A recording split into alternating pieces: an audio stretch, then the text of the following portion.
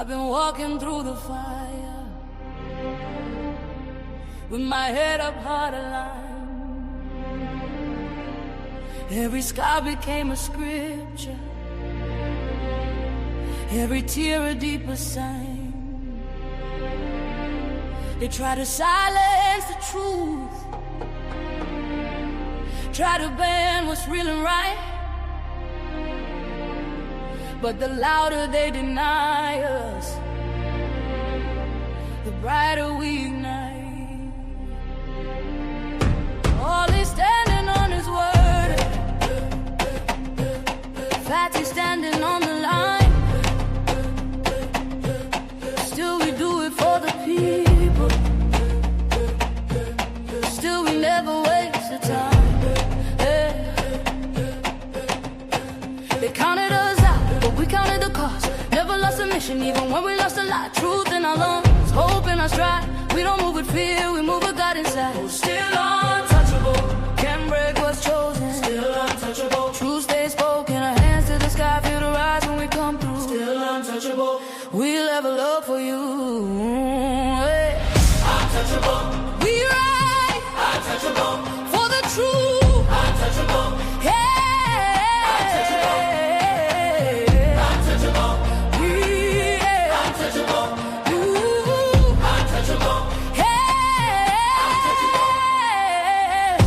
Step is elevation, still grounded where we came.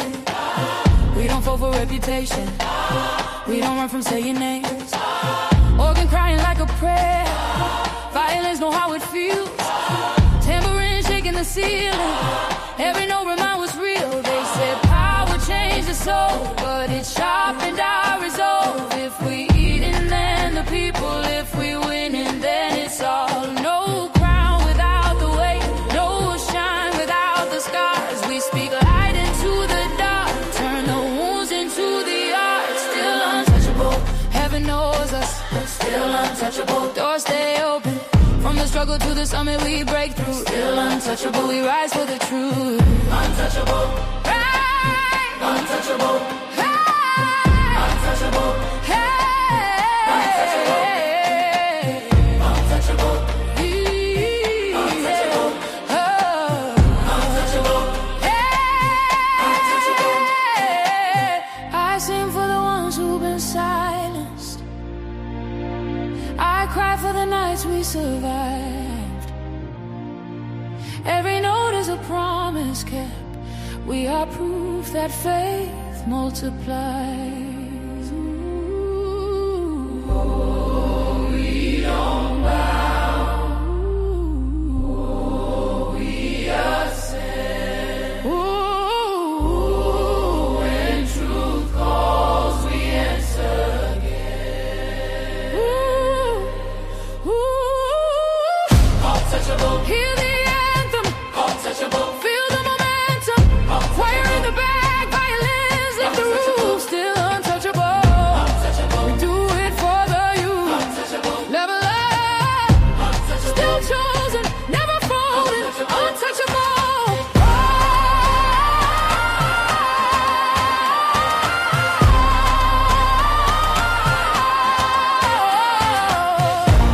Still standing, still rising, still rising, still untouchable.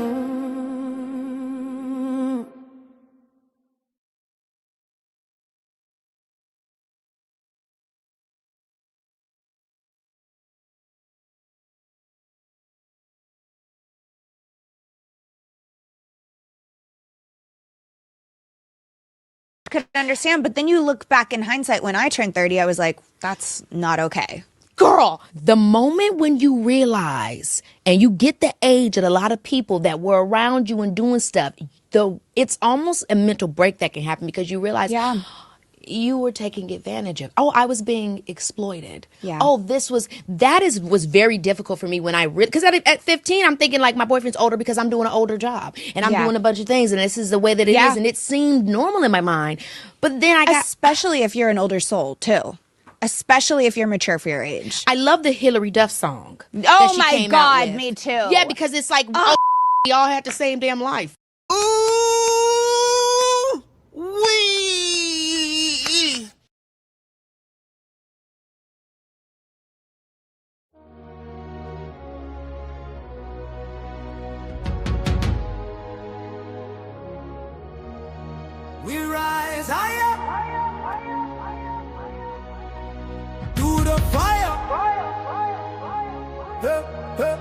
Untouchable empire. Untouchable empire. We rise higher, through the fire. Untouchable empire. Lift us higher. Ollie and Fatty, bring truth to the streets. We stand for the people, never fall, never retreat. Untouchable empire, we don't break. We rise higher every step we take. Higher, higher, untouchable. Higher, higher, untouchable. Yeah, we step in the room and the whole crowd lifts. Truth in our blood, that's the realest gift. We talk power, elevation, transformation, untouchables. Yeah, we built this nation. We ain't chasing clout. That's for boys, not men. We chase money, purpose, legacy, and man. Ollie with the flame and Fatty with the spark. We light up the world when the whole world dark. Lift up the people that survive. We bring talk, justice, unity. Every time we swing, we don't bow down. We stand tall and rare. Untouchables, baby, we everywhere. We rise. Through the fire, through the fire. We stand together in the light. Untouchable forever. This alright, this alright. Oh, we rise higher, higher. Through the fire, higher. Untouchable empire. Lift us higher, higher. Ollie and Fatty, bring truth to the streets. We stand for the people, never fall, never retreat. Untouchable empire. We don't break. We rise higher every step we take.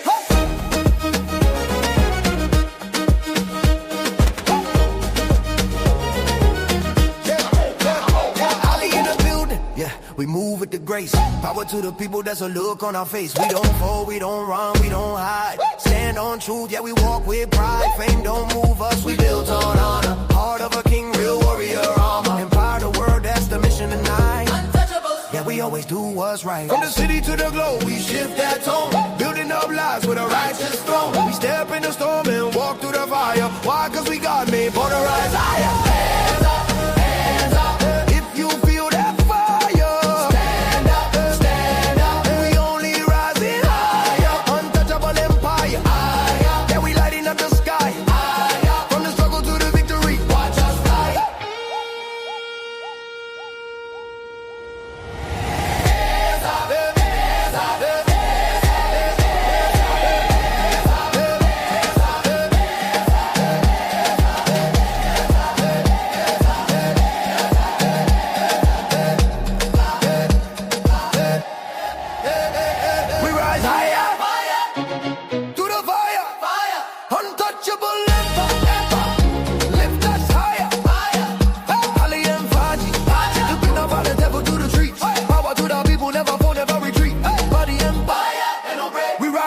every move we make.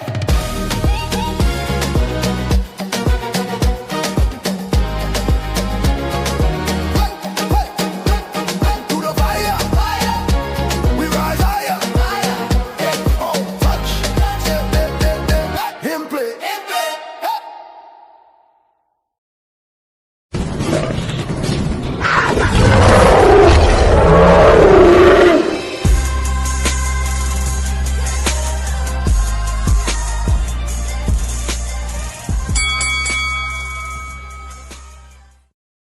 What's going on, family? How y'all doing? We back with another edition and another show to keep hitting y'all across your head. And y'all know the Untouchables still rocking together. I'm sorry we kind of pulled y'all by y'all legs, but sometimes we got to do certain things to see where everybody stands. There's too many people choosing sides, flipping, crisscrossing, being opportunists. So sometimes we gotta, what's the saying? Real recognize real. We wanted to see who was still the real people in the building and a part of the empire. So we didn't purposely try to make it go that way, but when people started commenting, I was like, oh man, we might as well ride this thing out. We try to just fill out the our space now, since we're moving in a different direction and rocking with the people who actually rock with us as well too, man. We're gonna do our best to make sure we make our contributions towards the people as well too. And we're going to build with the people who build with us. We're going to build with the people who rock with us. And we're going to build with the people who disagree with us. We just ask for the mutual respect, you know, and to treat somebody like a human being as well too. You know, I got a couple guests with me in the back already. I got a few people who going to pull up as well too. And I dropped the link as well too, man. If y'all want to pull up as well too, rock out with us as well too. I don't know if y'all been watching the Demi Lovato and Keke Palmer conversation, but it has to bring into perspective if our sisters are actually more mature than the men, especially when they get to the point when they have to make decisions. It seems like a lot of accountability and this decision making goes out the window when it's time to be an adult. I don't understand how there's my body, my choice. You have autonomy over your body. No one can make you do what you don't want to do. But then all of a sudden, depending on the age, or depending if you're 30, depending on you 50, you were manipulated or taken advantage of, when it's very difficult to get a man, for a man to get a woman to get on his page unless she wants to. You know, most of the brothers, when you him, it's you him until, as long as she wants you to be him, and she's cooperating until she doesn't. So I'm trying to find out the difference, or how we can differentiate how on whether the sisters actually have power or are they actually being taken advantage of brothers, right? So I'm gonna bring my first sister up here, Mrs. Tia. How you doing, Tia? It's always good to see you, my sister, Tia. And I got my sister Savage in the building as well too. It's great to see you as well too. What's up? What's up? You know, always great to see y'all, man, and hopefully y'all one of the new ones that rock out with us as well too, on top of the Untouchables as well too. My brother Arif, man, can you put a peace sign up? Hold on real quick, y'all, just real fast. Give me 5 seconds. Oh, okay. Oh, well, hey everybody. It's Thursday, but I'm still gonna get me some tacos. Tacos is an everyday thing, really. Listen, You can't go wrong with a taco. You cannot. Because I know after this show, it's finna get real hungry. Hey everybody, I see y'all in the chat. He said it's about to get Man, really hungry. yo, CB, Dominique. So what's up? My bad, y'all. I've been trying to get my father to stop buying my kids so many presents, and he keeps stopping by, dropping off presents. So granddaddy being granddaddy, so forgive me. Yeah.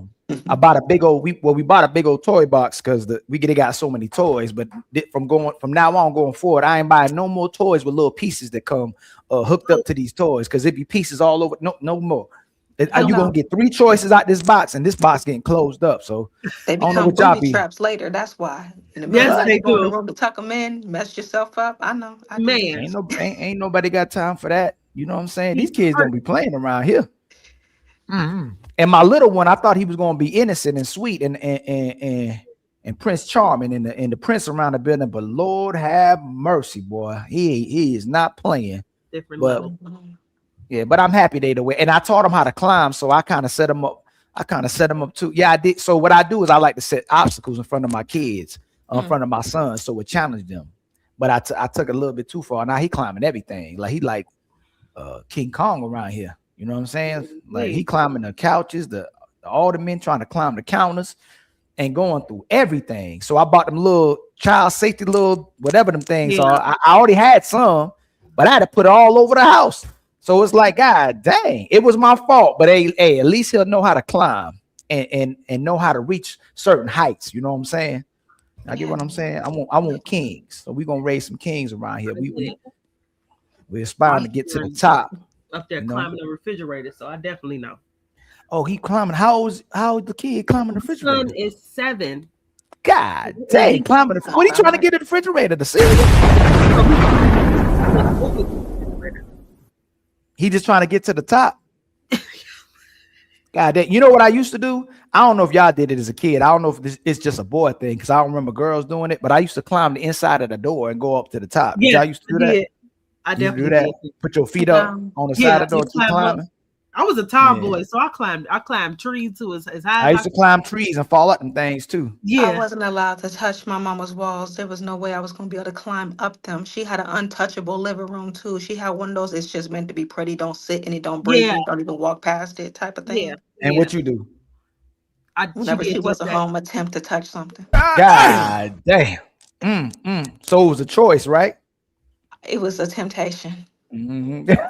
Yeah, You know you weren't supposed to do that. The more you told me no, the more I felt I like want to should So do another it. story. My dad, when we used to act up, he used to put he used to take away our video games, right? Mm, And so he took away our video games, he put it up, but we know it's somewhere in that house, right? So we like, well, daddy ain't here today, is he? yeah. So we started playing the game, and we having a ball. Like, man, we just like, hey, every time we were doing this for 5 days straight, he'll leave, and then we'll take the video. We find out what a video game was, and we hook it up, we keep playing, but we had a system going on. Man, one day we playing, and the door just opened up real slow. and we ain't slow either. You know, we're not slow. We had the window open so you could hear the car pulling up, right? And we looked at him, he looked at us. We looked at him, he looked at us, we looked at him, he looked at us, and it was all she wrote, man. We got our behinds tore up that day. We ain't go for that video game anymore, though. I'll tell you that much. It was a long night.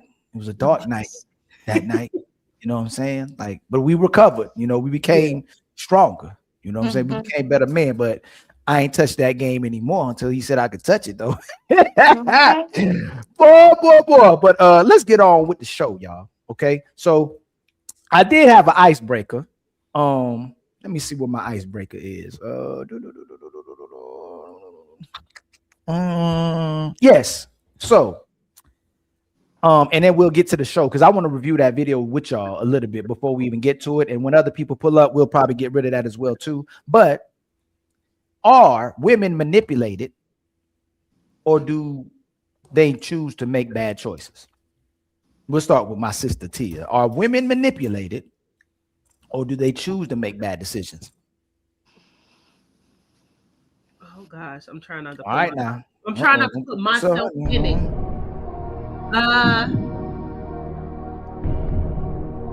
They make bad choices. Okay. Okay. Well, how about you, Savage? Depending on the situation. I gotta say that's the disclosure. Depending on what it is. So I asked that because outside of the obvious, right? Let's not go all to the extreme. Okay. Yeah. Okay. How in the world? I'm still trying to feel it. I know how a man could be manipulated. I know how y'all use y'all looks, y'all use your sexuality, you use your presence just as a woman to manipulate and get whatever you want from a brother. So what I want to know is, how do most men manipulate sisters? No, they just be making poor decisions. I ain't even gonna play with you like that. Make poor decisions. They be making poor decisions. They don't be caring. They make excuses for the decisions that they made. They don't care until the consequences come up. And when the consequences come up, now they're a victim. Yeah. That's usually how it goes. So they be a victim, huh? Oh, they definitely You're a victim. But why are we blamed every single, like when the ball is dropped, when the house burns down, when the kids ain't listening, when we ain't got no money, why is it always the blame is put on the man then? Because a lack of accountability. It hurt too much to say it was my fault. Dang. Why does it hurt though? If you taking ownership of making the bad decision, and then make your man feel good, or the person you dealing with to accept the bad decision, why is it so hard for sisters to do that? Well, I would say the reason why it's hard for a lot of sisters to say is because they want that image of, I'm a good person. I can't do no wrong. It wasn't me. It's that it's that little girl in them that's like, I don't want to get in trouble. I don't want to be the one that's looked at as bad. But when you grow up and you become grown, you realize it's not about right or wrong. It's about doing the right thing. True. Right. Okay. All right. Well, we'll see. I don't know. So you believe that even when you were growing up, a lot of times outside of the things you can't control, when you engage in behaviors that do you typically know right from wrong? Because a lot of times when especially young women, because men won't say they was taken advantage of, right? A lot of us won't say we got taken advantage of. We too prideful to admit maybe that we got taken advantage of, that you ran away with all my money, you ran away with my heart. Now I don't know how to act, and now maybe I don't know how to deal with women anymore, and I may not trust women anymore when I'm dealing with women. But ultimately, do women know the difference between right and wrong? Yes, they do. Because if you got to sneak it, if you got to lie about it, if you got to cover it up, if you got to feel real nervous about it, if you hesitate to even talk about it, you know you did wrong. Right. Right. True.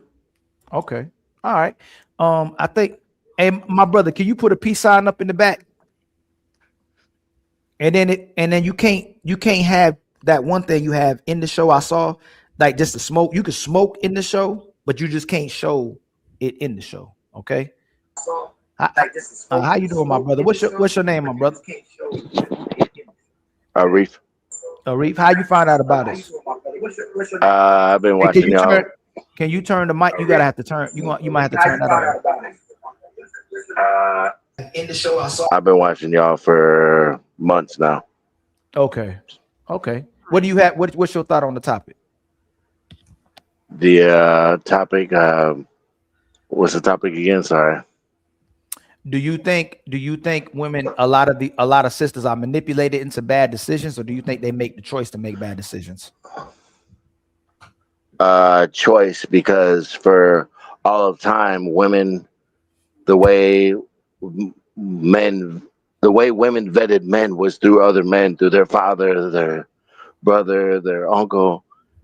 That's not happening no more. And for the last 70 years, you see the result of women having their own choice, their own freedoms to do what they want, and they're picking the wrong choices and making the wrong decisions. Okay. Smell the Roses, how you doing, Smell the Roses? I'm good. Hi, everyone. It's good to see y'all. Hey, Roses. What do you think? What's your opinion on the subject? Do you think that generally, do you think that women are manipulated into making bad decisions typically, or do you believe that women make the choice to make bad decisions? So when we say women, we're talking about grown women. So I think that they are totally making bad decisions on their own, and they have regrets later. Yes. And usually that regret comes with a lack of accountability, which causes them to say things like, I was manipulated, you know, to kind of like pass over that accountability. But how soon? So we've been having a lot of these conversations on the ladies first, on the Untouchables, and a lot of times the sisters will say, a lot of sisters were saying a lot of women don't mature until 30 or 35 years old. Like, you don't mature until you get to your 30s. Do you think that's a scapegoat, or honestly, a lot of women don't mature until 30? And is it because of capability, or is it just the brain? Is it the women's inability to process certain information? Like, do you believe that a woman doesn't mature until she's 30 years old? No, I don't think that at all. I think your level of maturity might be greater at 30 than it is when you first become a woman, right? From 18 to 28. You know, I was a different woman than I was when I had my son at 28. When I had my son at 28, my maturity level skyrocketed because it was no longer just about me and just the things that I thought were, you know, important, which were like frivolous things, you know. Right. So your level of maturity might increase when you're 30 plus, but no, you experience things as a woman that causes you to be mature. Like, clearly these women that are saying that, they've been having sex, they've been having children, you know, they've been deciding to mess with Pookies and Ray Rays, using their Kuda Kata for God knows what. You see what I'm saying? So it's like, you know, I mean, so your level of maturity might increase after 30 because you know that some of the ways you've been moving was weird and wonky, but you're definitely mature. Your level of maturity is not, you're not lacking maturity. You're just, your level might increase is what I mean. So initially you think most women are looking for a good time versus security when they're younger? Yes, they're looking for a good time. They're looking for all the fun things. They're looking for that MTV, VH1, I'm a baddie lifestyle, you know, anything that they see in the magazines is what they want to emulate, you know, and then they realize that all of those things are not going to fulfill you later on in life. And then it's like, oh, woe is me. Those things were manipulating me, the men, the magazines, the TV shows. And it's like, no, because you always had free will to choose. You Right. could have chosen better, but you decided not to. So is that manipulation, or is that just you didn't have your head on straight? Then why? I try to figure out, if women are actually maturing so much, why is it so hard for them to give up these freedoms that they claim that they have, that they're missing out on when they don't get to be, when they're outside of a household? It seems like a lot of sisters feel more liberated outside of the household, being able to make their own decisions, versus being inside of a family where someone can govern, where someone can lead, and where someone can protect them, and the responsibility is more so on the man. Why do you think more of the sisters today would rather be free of that responsibility than to be inside of a family? They want their cake and eat it too. They want a man to be there to provide for them, but they don't want to listen. They don't want to have to listen to get the provision that he provides. Right. It's like they want the man it's like Christmas trees. You know, you want to put your Christmas tree up, you want to decorate it, you want to put presents around it. It's like for decor. You know, they want a man for the Valentine's Day dinner. They want a man for, you know, going to Thanksgiving at grandma's house. You know, they want a man for, you know, birthday parties and things like that. But they don't want, the reason why they don't want to be like tied down completely to a man is because they know that all of those things are going to come with, I said no. Or you can't go to Victoria's Secret, or you need to chill out on X, Y, and Z. Like how Six was saying the other night, how he was telling his wife, if we, you know, hunker down and do this for 8 months, then we can do X, Y, and Z. They want the instant gratification. They want a quick yes all the time. Yes, yes, yes, yes, yes. When you have a man, you don't get yes, yes, yes, yes, yes all the time. Right. So, How about you, Savage? I think I'm not even gonna worry about the age, because I know a lot of women that are like 40 years old and maybe I'm more mature than they are. Maturity comes with the understanding of discipline.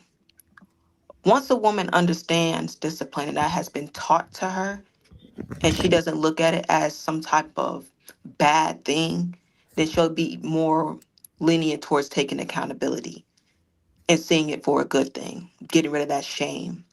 But that comes with a certain type of guidance in your life.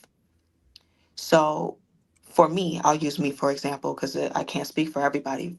My mama would tell me I was more mature than my brothers, just off the strength of the fact I was a girl and girls mature faster than boys, and you got this type of mindset.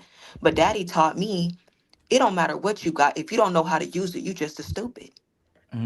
So if you're not using these tools correctly, you dumb as hell. Oh shit! Oh shit! Wow. So, you know, when it came down to it, I had to understand how to use these things properly. Now, I'll be honest, I was rebellious. I was only rebellious because I wanted to be right. And I learned that a lot of women are like that. A lot of women just want to be right. But the more you focus on being right, the more you show how wrong you are. Because it's not about being right. You'll do anything you can to prove that you're right. You'll prove yourself right into hell, right into consequences, right into poor decisions, right into all the things that show that you're not right. Just trying to prove a point versus trying to understand what's going on. So maturity comes when you understand discipline and accountability and get out your feelings and use your logic. Right.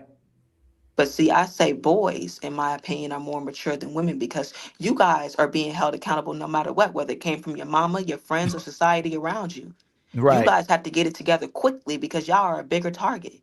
Yeah. You see, a woman's vulnerability is her strength, but a man's vulnerability is a target. As soon as he's vulnerable, everybody after him to take his life, cross him, do him dirty, take advantage of him. It's a little scary to be vulnerable as a man. So you guys kind of have to hurry up and get it right away, because y'all can't get caught lacking. The moment you caught lacking, well, everything fall down with y'all. See, when women we get caught lacking, somebody always got their hand out for us. To It's lift us okay, up. I got you. You're Yeah. gonna be good. This and that. There's not heavy consequences. And since the consequences ain't so heavy, it leaves room to believe I can do whatever I want and it's not that bad. And the man's pain is not as heavy. It's not as heavy because you don't understand it because you ain't gotta go through it. Right. Right. How about you, Tia? Why do you think so many women, especially when they talk about being educated and about order and about God, where a lot of women still prefer to be outside instead of inside and with the man? Why would they rather have the freedom of being outside than the responsibility of being in the family? I can't really say too much because those two they pretty much hit the nail on the head. Both Smell the Roses and Savage. But from a personal perspective, me growing up, I can honestly say I was rebellious. I was definitely rebellious growing up. But I had a lot of unhealed trauma and anger growing up from like parents because I wasn't raised by my parents. So like I was rebellious against my cousin and the household and how she ran the household because I wasn't brought up with like rules and all of those things. So I had to find out a lot of things the hard way. Really, like I had to make a whole lot of bad decisions. Just Right. because. But what do you think you were rebelling against? So a lot of women will say they're rebellious, right? Even more so with their bodies and what they do with their hair. They sexually liberated. They want to make the decisions. They want to be in control of themselves. But it seems like a lot of times our women, I say brothers can do it as well too, will rebel against the people who actually care about them and love them. They'll turn on the people who trying to be there for them, trying to steer them the right way, instead of the people who are the wrong people to hang around with, the people you can smoke with, the people you can drink with, the people you can be outside with, the people that steer you the wrong way. Why is it that the people that typically get the worst part of you are the people who love you versus the people who don't care about you, and you end up joining with them, and that ends up being what ultimately a lot of people will call the sisterhood or the girls. What makes the rebellion be against what's good for you instead of what's bad for you versus what's bad for you? Excuse me. What's going on, my brother Crip Jesus? Peace, family. For me, I didn't know what that looked like, meaning love. I didn't know what love looked like because I wasn't brought up in that household. I had to fend for myself a lot growing up, for myself and my little sister. So to be in a household where there's structure and you have to clean up and you have to be up at a certain time, you have to do specific things, chores and things around the house. Like I wasn't used to that. I would say it was. Oh, go ahead. I'm sorry, I didn't mean to cut you off. So I feel like that's where the rebellion came in, but also because of my upbringing and how I was before I got placed with my cousin, I already knew that I didn't want to hang out with those so-called friends that like to drink and smoke. I never was the one that liked to drink and smoke. I wasn't fast because I saw what came with that, life. Because I had a cousin that was like in that life. She lost her life to that. So it was like from a very young age, I never was that, and I'm still like that. Like people say, like I'm a homebody. Like don't invite me out at no 9 o'clock at night because by that time I'm in bed or ready to go to bed. And I from a very young age. So I can't say it's like I rebelled because I wanted to be outside. I rebelled because I didn't know what it was to listen. I didn't know what it was. I didn't know what love looked like. I didn't know like this is how a woman's supposed to be as a young girl. I didn't know this is what you had to do. So I had to learn the hard way. But if and just asking y'all too, do you believe that children and young women and young men know the difference between right and wrong where we're at a young age? Like if you know what it feels like to be mistreated or disrespected or neglected as well too. And because I hear people say it as well too, like versus the maturity and the choice of making those bad decisions. What makes a lot of times people say they don't know the difference between love, and sometimes I let people get away with it as well too, because we may not ultimately know how it is, how it feels to be loved when we're younger, especially. But if you know what it feels like to be mistreated, why can't people recognize when they're actually loved? That's what bothers me a lot of times when I encounter people and have discussions with them, or people that I work with, people that I've been around, friends, family members. If you can point out what's wrong, you can point out what's bad, you can point out being disrespected. How do people struggle with identifying how it is, how you should love or be loved, if you can identify what it feels like on the opposite end? Like how doesn't a person not be able to perceive what it is to feel like to be loved? I believe it depends. Go ahead. I believe it depends on it depends on the demonstration of how it's being presented. I'll use one for example. I know a lot of women struggle with that word listen. You tell a woman to listen, she triggered. You know what I'm saying? But the truth is, well, when you think back to childhood with some families, not all, listen was associated with authority. You're not listening to me. I told you to do this. I told you to do this. So now every time you hear the word listen, you feel like there's some type of authority behind it. Versus if you was to say, I need you to hear me. When you say hear, you automatically feel the need to what? Listen. Yeah. So it depends on how it's being presented to you. That will trigger certain traumas from your childhood. You can have your mama say, I love you, but it could be that she just said that right after a good butt whooping. It could be, oh, I love you, but it was after I got done mistreating you. You know what I'm saying? So when was this presented? When was this said? When did you say I love you? Was it out of nowhere when everything was good and happy, or was it after something bad happened? So I wasn't like that growing up. Sorry. Hold on real quick to you. Let my brother Crip Jesus come in. My brother Crip Jesus, why do you think men and women in general, or I say more specifically women, would rather be outside and see it as liberation being outside than to have the responsibility of being in the family? Well, for the sake of the question, for like you said, women, I could only see that as because of traditional American gender roles. So if a traditional American gender role says you're limited to this experience, or you're supposed to be experiencing this and not this, everyone wants what they can't have, or what seems to be taboo, or what seems to be restricted. So in that sense, it would be a form of liberation. The problem is, I think, is when it goes too far, right? So maybe I could use, for example, just seeing in my own life, maybe about, like you said, going outside. Maybe I got a woman who she cooks and she cleans every day. She makes sure the kids are asleep. She makes sure they up for school. She's up before everybody else. She's making sure the house is tended to. It would be some liberation to her to go outside. You know, no, but I'm asking, is it liberation for me to cut my arm off? To cut your arm off? Yes, just asking. If that arm is restricting you for some reason, like if you got gangrene or something. No, what I'm saying is that. Like the Bible says that to do away with the eye if the eye was, plug it right, out. but a lot of times the behaviors that we engage in, do you think it ultimately isn't empowering? It's taken away from us. It's breaking us. It's actually taking us away from the actual goals we probably want to be, which is being part of a family or actually loving somebody and being loved as well too. Why is it what feels empowering, liberating, something that's destroying you ultimately, to the point that a lot of sisters will get to the 30 years old or 40 years old and go, damn, I'm traumatized. I got PTSD. And the one that me and Savage was talking about, I know me and her was butting heads on it, is the healing. Like that healing be driving me crazy. But it's so many people you come across, you go, you know what? I'm ready to love you. You ready to love me?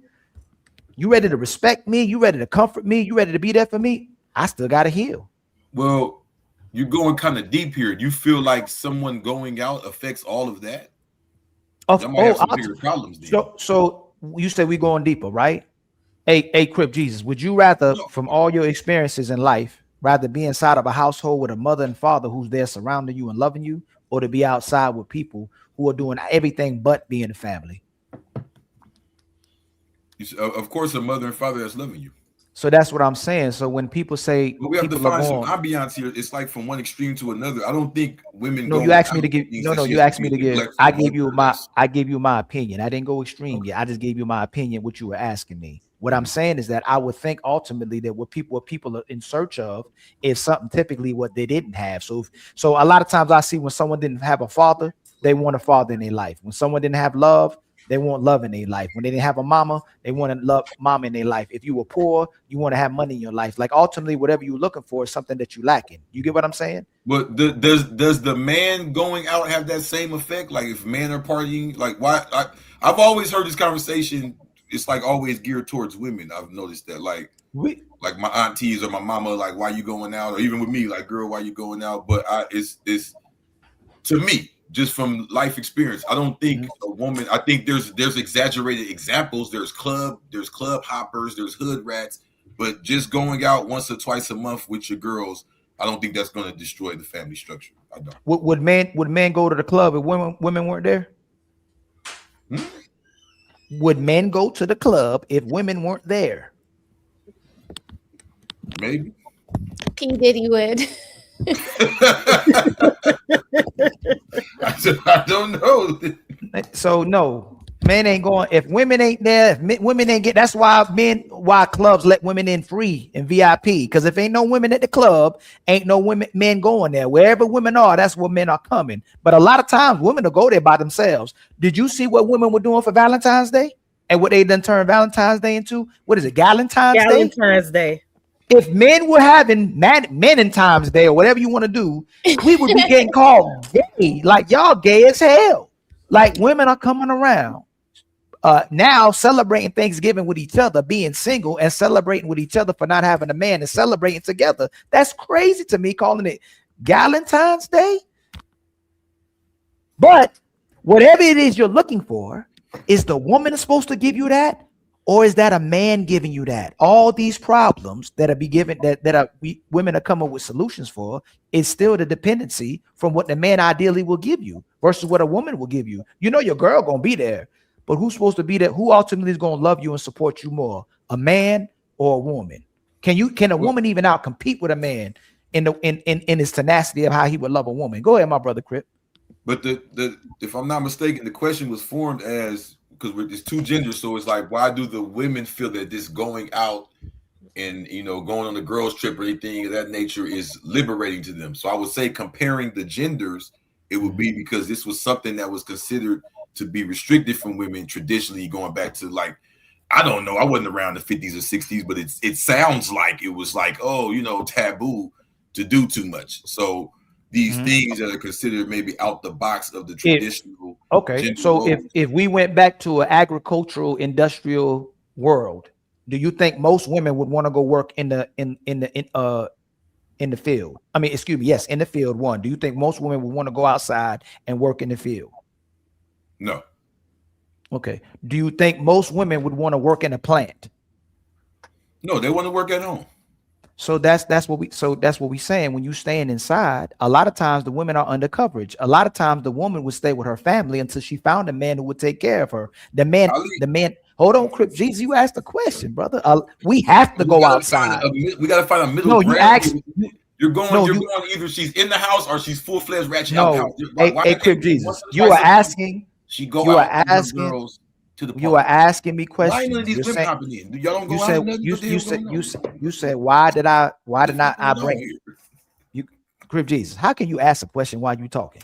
I'm just trying to figure out why the sisters ain't even saying that. I'm trying to bring some ambiance to this. What's wrong with women going out? The sisters, hold on, real quick. Once or twice a month. Hold on. We put a number to it. Hold on. Once or twice a month. Tia. So this is what happened. This is how Ali gets gaslighted, right? Before you came on here, the questions were asked for the ladies, not you. So how are the ladies not being involved in the conversation when they were answering the questions before you got here? Put a number to it. It's flying. I'm saying no. Hey, Crip Jesus, answer. Crip Jesus, you just asked to be involved. No, I'm just trying to put a gauge here. What we talking about? Is once or twice a month? Is it? I'm not talking about somebody that's out every night. Now watch this. Tia, Savage, and Smell the Roses. Do you even know what Crip Jesus is talking about? I think I'm saying. Hold on, let him answer. Crip Jesus. Now, I'm not asking you, brother. I'm not asking. Since you being coherent and you being logical, do Tia and Savage and Smell the Roses, do y'all know what he's asking or what he's talking about at this current moment? I believe that he's asking, if a woman goes out once or twice a month, is that going to affect that household or the family in any kind of way? Am I wrong? Is that yes? Now, is that what the conversation is about? No. Smell the Roses. Coco, you've been watching this whole show? I just came in like the tail 5 minutes. And it's great to see you, Coco. If I ask you, because I want you to ask as well too, why a lot of women prefer to be outside and see it as liberated. outside of their home as freedom versus being inside and having a responsibility to their family. Do you think I'm literally talking about a woman going outside? Literally, no. I mean, I understand the concept about going outside. Yeah. Right. So Crip Jesus, was that a misunderstanding you had where you thought I'm talking about a woman literally going outside? No, I'm saying that still, even after you did all of that, no one has answered to say it's once or twice a month. There's women who go out all the time. That's a way big difference in a woman who goes out on a Saturday on the 13th and a Friday on the 27th throughout the month here and there. It sounds like Crip Jesus is advocating for women to be able to go outside sometimes. But we're not even talking. But you sound like y'all against it. Is it appropriate for a woman to go out 2 nights a month when she just had a newborn, or when her husband is working 18 hours a week and the house isn't clean? No, like it's like there's like, when you have a husband, should you be wanting to go outside 2 nights a month? No. That's what we're saying, Crip Jesus. I mean, it's counterproductive for a woman to want to go outside, period. And although you're trying to give her 2 nights a month and you think that is not counterproductive, it kind of is if a man is laser focused in on his career. There are better things that you could be doing. You could be ironing his clothes for the week ahead. You could be meal prepping, things like that. Going outside, how does that benefit the family? And also to add what Smell the Roses said, like, if you want to be outside all the time, I like being home. I prefer being home. The only time I really want to be outside is to eat, because I like to eat food. I'm a foodie. So if we're going on a restaurant date or maybe a possible lounge, but I mean, I'm going to be 43 in April. I don't want to be the old, you know what, in the club. I'll look crazy being outside 40 plus. Well done. You know, and I understand. I will look like that's somebody's mama. Whose mama's in here? Like, no, like feet hurting because you got the stilettos on and you know you ain't come on now the whole year. Yeah, I'm right there with you. I'm tired. I think I want to go to bed by 8. I think y'all lying for the panel. I'm sorry. Like, so Smell the Roses, you lived with a man and never went out? No, you just lived with a man just sat in the house all day, every day. I was totally outside before I had a child. I was outside with my husband. Have you ever lived with a man for a steady amount of time? You tell me you never went out? I'm not saying that I never went out. What I'm saying is I did those things before I had a family Can we get a number on it? How often? Everybody says they perfect. Can we get it? So when you were living with a man. Every weekend, Crip Jesus. Every weekend I went out. Hold on real quick. Hey, Crip Jesus. No, Crip Jesus. You asking Crip Jesus. You keep asking questions and you talk over the person while they trying to answer your question. Let me. You did it just like right now. Look, while I'm talking. No, just let someone, Crip Jesus. Let someone land. Just let them land and then go ahead and rebuttal or ask the question. So just let people, Crip Jesus, moving forward, let the person land. I'll make sure when you speaking to that the people that you get the land as well too. But you're speaking and responding while you're asking the question or talking to the person while they respond or trying to give you a statement. And then you justify it. It's because I was doing this. It's because the earth is flat. Like, let the person land and then you respond. I'm sure you're going to be able to give an amazing answer that's going to educate a lot of us on this show today, my brother. You know you're going to bring that knowledge, and you woke, my brother. I know you Crip Jesus. You know what I'm saying? I know you got a body. You know what I'm saying? You're going to change the world tonight, and I want you to change the world tonight. But just let them land, brother, and we can all be blue. Okay? Go ahead, Smell the Roses, and then Crip Jesus will respond to you. So yes, I went out a lot. I got married when I was 25. So did I go out? Yes, I did go out. I was engaged at 23. I partied with my husband up until we got married. We got married at 25. He was 28. We partied. But as soon as I turned 28 and I had my son, all of that changed. Like I that, not to say that I don't go out when my friends have birthday parties and we go do a dinner and we might go to a cigar bar, but that is like what, every 6 months. And then I'm like the same, like Coco, I'm dying to get back home. I want to get in my bath. I want to get in my bed. And then I'm dog tired the day after because I was out too late, the night before. And my priorities have shifted. I just don't want to do that. Go ahead, my brother Crip Jesus. I fully respect. I just wanted some numbers. She said that's like every 6 months or birthdays, special occasions. She made it very clear that if it's something she's invited to or there's a reason. I just feel like, once again, there's no disrespect to you. I feel like that's something, more into, like, that's your get out. Now, there's people who go out. I don't feel like we got to throw everybody in the goddamn furnace. If there's girls that go out. Now, girls or women? Just let me explain myself. Yeah, let them answer. There's grown women who go out. Y'all can sit up here on this panel and defame all the women that go out all y'all want to. They in y'all phone book. They in y'all family. I don't care how mad y'all look. This is a reality. We're not gonna act like these women that we talk about in all these clubs that didn't exist now all of a sudden. You right. Oh, my God. No, I'm right. So there's a lot of women who go out. Now, to put them all in a box and act like they're the women who go out all the time, I think that's where y'all losing me at. There has to be a context here. That's why I said, okay, how often are we talking about here? Are we talking about a woman who's just at the club all the time? Probably this is her life, or someone who happens to have a social life. They're not boring. They're not a nerd. They know people. So it was the point. I ain't done. Boo-hoo for a girl to have a social life. Boo-hoo for a girl to know a couple people in her town. Boo-hoo, she not a nerd. If she know a couple people, if she gets invited places. Boo-hoo, when she gets invited places every week, she picks one to go to once or twice a month. And y'all calling her the devil and a hoe and all. Y'all should be ashamed of y'all stuff. The women on the panel too. I said it. We didn't say any of that. I just want to say all that bullshit. I heard it all. This is crazy. What you just said is one of the most insanely idiotic things I have ever heard. At no point in your rambling, incoherent response were you even close to anything that could be considered a rational thought. Everyone in this room is now dumber for having listened to it. God have mercy on your soul. Ain't nobody talking about going outside, Crip Jesus. I just told you, you said you understood. You were conflating a woman literally going outside with the fact I was talking about women want to be outside versus being inside.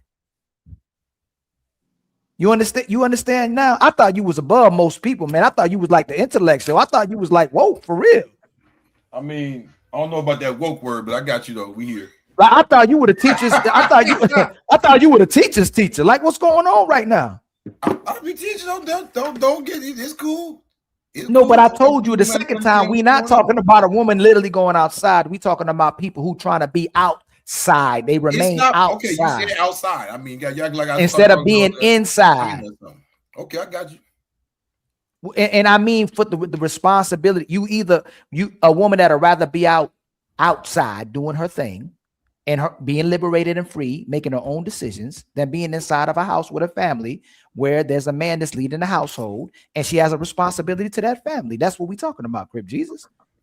Would you rather be with a woman who just want to be outside, or would you rather want to be a woman who want to be under your coverage and she want to spend time with you if y'all going outside? She want to be with a man versus a woman who wants the freedom of making decisions over herself. I would with a woman who wants to tend to the housely duties, of course. That's so I'm gonna reel it back in. So we just had a misunderstanding. That's all we was talking about, Crip Jesus. You know, I know you wanted to shoot. I know you wanted to shoot. Hold on, I do the shots for you. They go to shots. There you go. We got it out now. All right. Can we move forward now? Okay. So if you want to talk about the club, do you like women that go to the club? Now, is that who you want to bring home to mama? That's not what I prefer. No. So so since you fought so hard for the woman to go to the club, if you had a choice between the woman who liked to be at home versus the woman who liked to go to the club, which woman would you like to bring home to mama? A woman that can do a little bit of both. I didn't ask you. I gave you an option. I gave you the truth. I didn't give you. I gave you an option. I don't want my girl to not be able to dance and don't know the new song. No, okay. So let's go here. Let's go here. Let's go here. No. Let's go here. Would you rather be with a woman who likes to be at home but occasionally likes to go out with her man, or would you rather be with a woman who loves to always go outside but occasionally likes to be home with her man? Which one would you rather be with? And she leaving you at home when she go out too. She's telling you cannot come. Mm-hmm. But she be like, I don't clean, but let me tell you, I got this ring. Let me tell you the truth, because I don't gotta go off the internet guessing. My women, when they get with me, they love to be with me. They love to hang out with me. Maybe they went out before, but when they get with me, they love to be with me. I'll call them in right now. We together all the time. When they call, you say call them? You got them? It's a them? No, what I'm saying is, I ain't gonna mess with you. So you not single? Oh Lord, what I'm saying is, mercy. Because you know what you like. Don't make me start now. Don't make me start now. What I'm saying is that just in experience, period. Mm-hmm. Right? You may meet a woman who goes out with her friends. She doesn't have a man. Now she's with you, and she's always with you. You hear about this, women complain about this all the time. Oh, girl, you got that new man now. We don't hear from you. This has just been my experience, you know? It's not really like a preset, like this is the woman that goes out. This is the woman, you can meet a woman and now she wants to be around you all the time. You have common interests. You realize you didn't answer. Did you answer my question? Maybe I'm tripping. Did you answer my question? You said I prefer the woman who's going out. Goes out occasionally, but she loves being home with her man. Mm-hmm. Or would you rather be with a woman who loves going out, because there's a lot of those, and she occasionally at home with you? No, I would love the woman that's with me and occasionally goes out. Okay, and I don't think nobody really has a problem with that on the panel. Mm-hmm. That's the main thing we was talking about. And a lot of times, if the woman wants to go out too, she may occasionally go out with her friends, but she likes going out with her man more than she like going out with her friend. Would y'all agree? Listen. Yeah. All I know is when I put a number on it, when I said twice a month, they came at me. They said, no, we got things to do. We don't got time for that. And, you know, I'm here for the conversation. Let's just. Why are you trying to control women? Can I say something? I'm trying to let them do their thing. You're saying the opposite. You're trying to use the mind game to make they them think. They gave you the answers. Something? I didn't get answers. Go ahead, Savage. I just want to say, like, okay. So, like, a couple things I want to make clear. I think things get misconstrued when you try to mix your single life into your relationship life when you be trying to have both. That's when things get a little. Because you're gonna have to pick a side. You either family minded or you self minded. Which is it? This little straddle the fence thing is gonna make something cop out. It's not gonna go so well. The next thing I want to say is just because you choose to be pro family, you know, you want the whole thing. That doesn't mean that we don't understand time management and responsibility and communication and being at appropriate places doing appropriate things.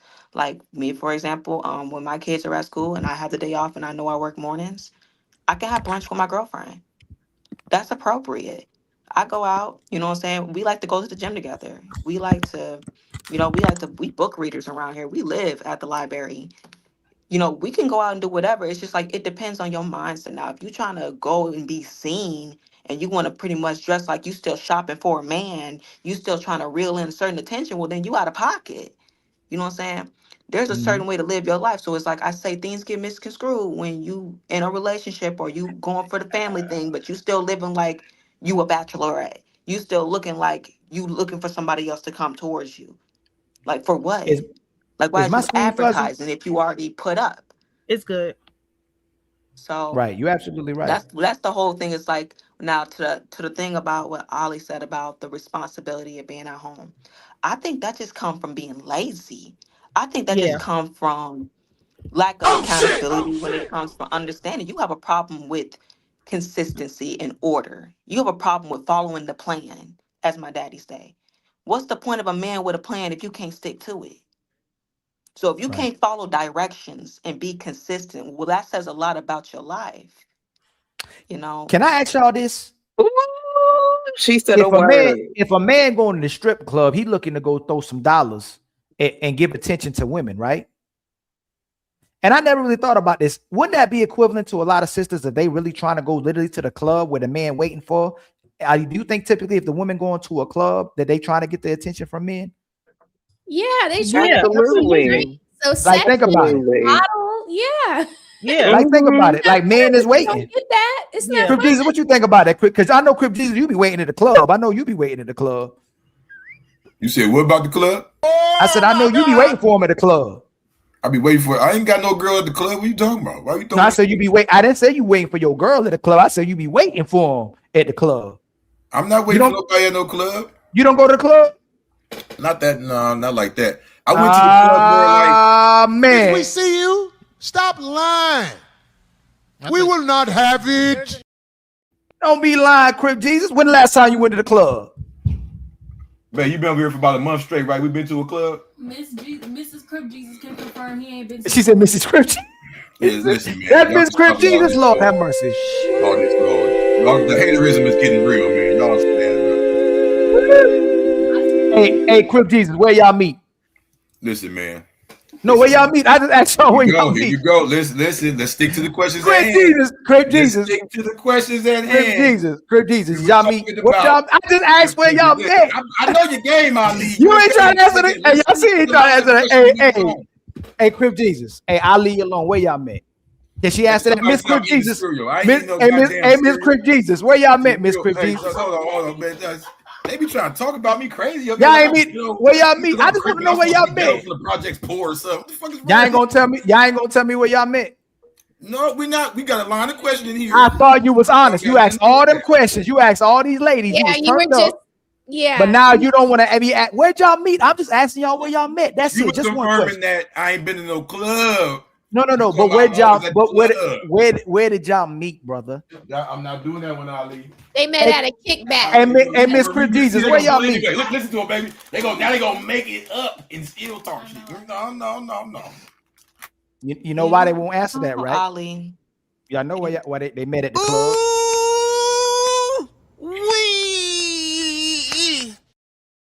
That's where they met. That's where he found her. That's why he met at the club. Hey, Gotti.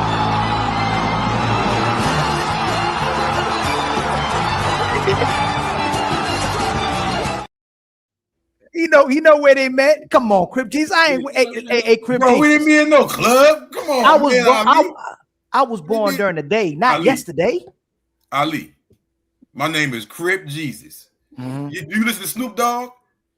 I don't go to clubs. I never chase a bitch. I'm here to bang that gangster shit to the apocalypse. Y'all call We it. Don't let say me take keep a going. village to raise a child, but what if the village is retarded?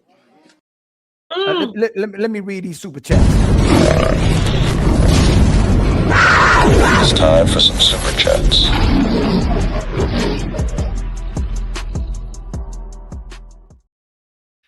Hey, make sure though, don't never bring no sand to the beach, Crip Jesus. I don't go to no clubs looking for no girls. I just said don't bring no sand to the beach. I meant like the I ocean. don't go Don't to take no no. club looking for no girls. No, I just don't take no sand to the beach. That's all. That's all I'm saying. Even at the beach, I got sand with me. Okay, I'm in LA, baby. I'm trying to read. I'm trying to read. Can I read? Can I read Dockwater Beach, Manhattan Beach, Malibu. Can I read my super chats? Is that okay with you? Peace to the king, yes, sir. All right, club it up, baby. My brother Player One with the 5 gifted memberships. Thank you so much, my brother Player One. Player One, the one.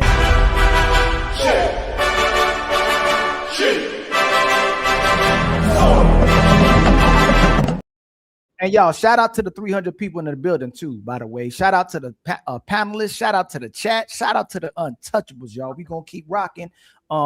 Please make sure if anybody is simulcasting and y'all watching one of your favorite content creators, please make sure you like, share, and subscribe, and you donate to their channel as well too. And make sure you donate to Ali channel as well too. We got y'all, Ali, one of his favorite goals that he would like to meet from now on is my Cash App goal. So when I get that Cash App goal, I can go take care of my lady and my kids, and I can help her shop on Amazon. All right, we just need $73 more in the Cash App. okay, to meet our goals in the Cash App. That's going to be my favorite goal from now on. And I want to take that money so me and Crip Jesus can go to the club. You know, next time me and him get together, you know what I'm saying? Because I know he be out there clubbing and shoot the club up, but we ain't gonna tell nobody else. But shout out to my sister. Put this on me, man. Shout out to my sister Doris. I know you be at the club. You know you be at the club. Shout out to my sister Doris. We be like this at the club. Look.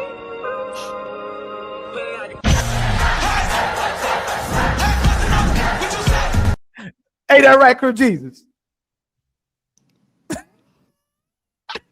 And my sister Doris gifts us with a membership too. Thank you so much, my sister Doris, for the gifted membership. And I'm bad like the Barbie. I'm a doll, but I still want to party. I almost thought I lost my untouchable sign, but I forgot we were playing like we were untouchables no more. So I moved it and I hit it for myself. So I'm trying to find my untouchable button. There we go. No, that's the song. So I still didn't find a button. Hold on, y'all. I done hid the button for myself. Here you go. Untouchable Empire, baby. There we go, right there. And then my brother, Cool Cad, make sure y'all spam my sister Doris emoji. Make sure you spam my brother Fatty emoji. Make sure you spam my brother Player One emoji. And my brother Cool Cad emoji. I need the intro for this song. Now, let me tell you something. I was going to release the intro of the song, right? But what'll happen is if I release the intro to the song, then me and Fatty can't play it on the shows no more. And then I get all the royalties. I will play the song, but Ali will get all the royalties. By the way, thank you, Fatty, for playing that song on your show of the day, for giving me them royalties as well, too. I'll pay you back, my brother. I'm going to see what the numbers are when I get it. It's probably 0.001 cents or whatever that was. But thank you so much, my brother. And shout out to you, my brother, Cool Cad, for the $5. Thank you for the $5. We were all born to be untouchable. And no, that is not my son. Maybe the next one looked like that.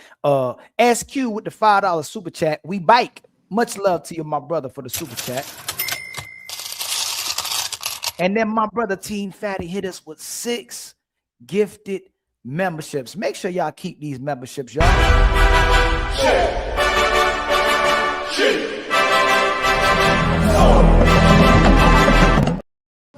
And then Fatty says, your panel's messy. Boy, I know you not talking. Boy, I know. And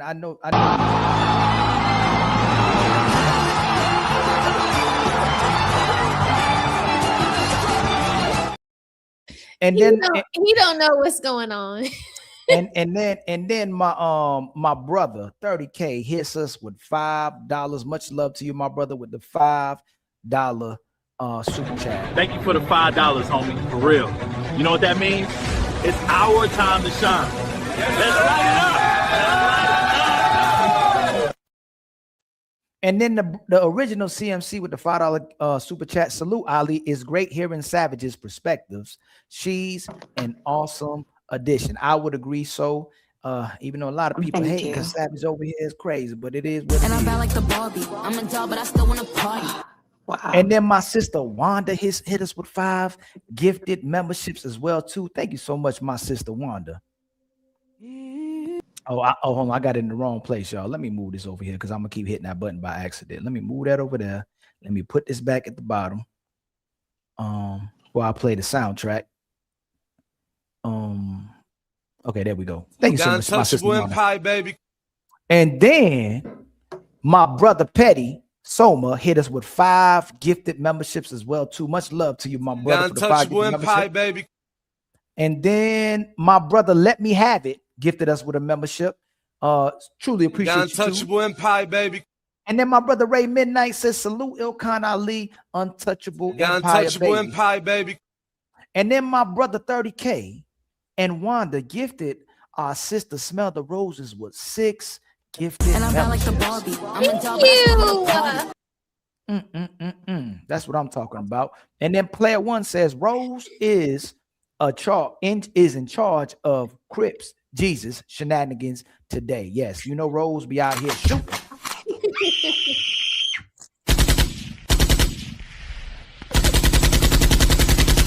And then my brother CEO says, Rose, with the $5 super chat, straight hold it down, Rose. Ali been fronting on the Wakanda clip. Why I never get the link anymore? Hate. Hey, brother, the link is in the chat. Y'all, if y'all want the link is in the chat. What y'all want me to do? What more can I say? Come on, man.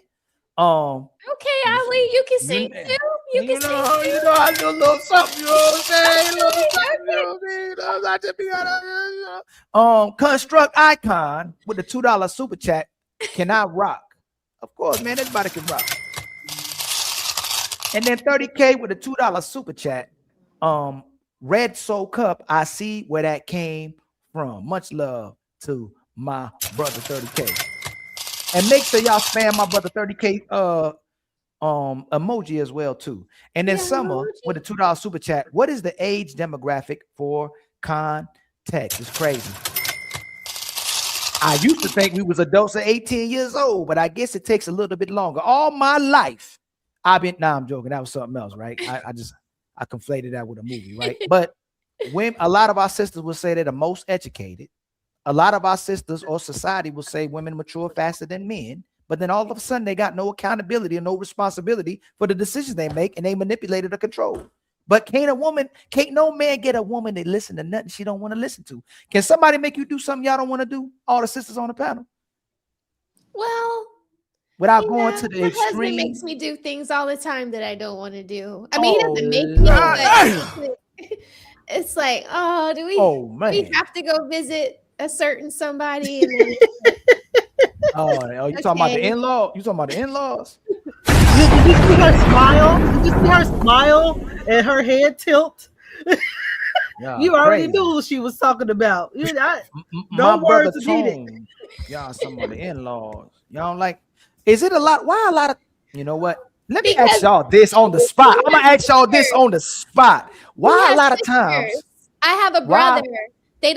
We don't really gel, you know. Why do a lot of times, I'm not talking about y'all, it's never the women on the panel. Why a lot of times the women compete with the man's mama? Oh, I love my mother-in-law. I didn't ask y'all. I didn't say y'all. Yeah. Okay. Why do so many women compete with a man's mother? They trying to be the main girl, I'm assuming. Or is it the mother doesn't want to let them go? Yeah. I don't become that mother-in-law. I like what she said right down there. So we talking about the single mama, or we talking about the mama who got a husband? We talking because the mama who got a husband typically is good for the son and loves her son. And a lot of women, it seem like when they compete with the mama, they got to keep up with what the mother was doing inside the household to take care of the daddy and the son. So now she feel like she got to compete with the mama to be a good woman. But I don't know. But the single mama, maybe the mama's trying to hoard the son. Maybe she got a son husband, and she ain't trying to let him go. So I guess I say it depends, even though I hate depends, right? I hate the word depends as well too. But it depends on the relationship status of the mama. You know what? I think this would be the case. This is not most people's mama, but I have seen or experienced certain types of mamas that think that they know it all, or that they young and that they believe that they way is the best way. And then when they find out that they wrong, they too lack accountability and responsibility. And when they life reflect in the things that they are showing within themselves, they feel some kind of way when they come across a young sister who don't act like them. So they think they could tell them a thing or two. But why would somebody listen to somebody who has a thing or two to say, but your life don't match what you talking about? Why would you take advice from somebody who is incompetent? Yes. So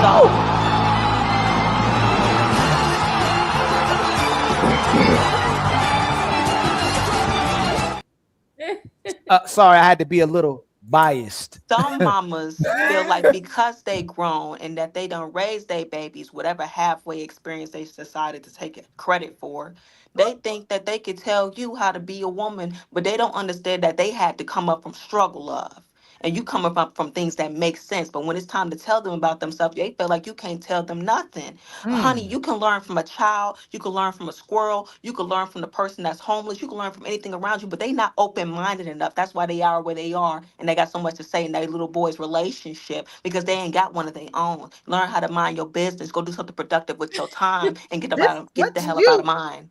This touched your soul, girl. That just touched your soul. I mean, that's some people situation. Some people, not all. God. Of course. That touched the pit of her stomach. Tone with a $2 super chat. One time for everyone on the panel. Much love, my brother Tone.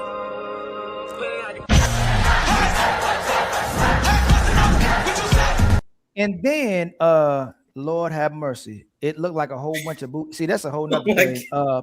Put her to work. Jesus Christ. With the $5 super chat, met her in the club. Yeah. All the ballers showing love. Good love, good club loving. Yeah, he knew he had to get up out of there. And then my brother or sister, I don't know what that is, what that avatar is, but I funny, ha ha ha, with a $20 super chat. And it is your people, Smell the Roses, I think. Yeah, he's one of my faves. He's one of my faves. I want a woman that's in it with me. I take loyalty over love any day. Hey, Mrs. Rose. Hey, I'm funny. Haha. Thank you, sir. And then my brother Dussy with the $5 super chat. Dude, he said you just be destroying his name. So no, it's Dussy now. I got it now. Okay. I got it. I know for a fact that's how you say his name now. I done figured it out. We didn't have the exchange, man. My brother, I was sorry for disrespecting your name and letting you down. But imagine how my name was pronounced my whole entire life. But what's crazy is the teachers was always calling me Icon.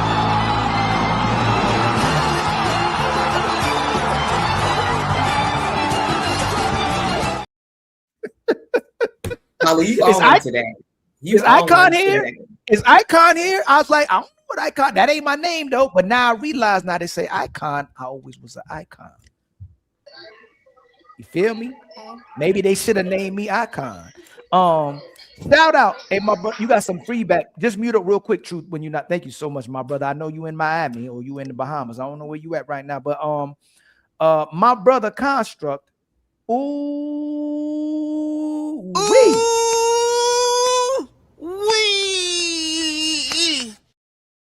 And then my brother 30K gifted us with another membership, man. Much love to you, my brother, for gifting us another membership. And then hold up, let me hit the button. Untouchable Empire, baby.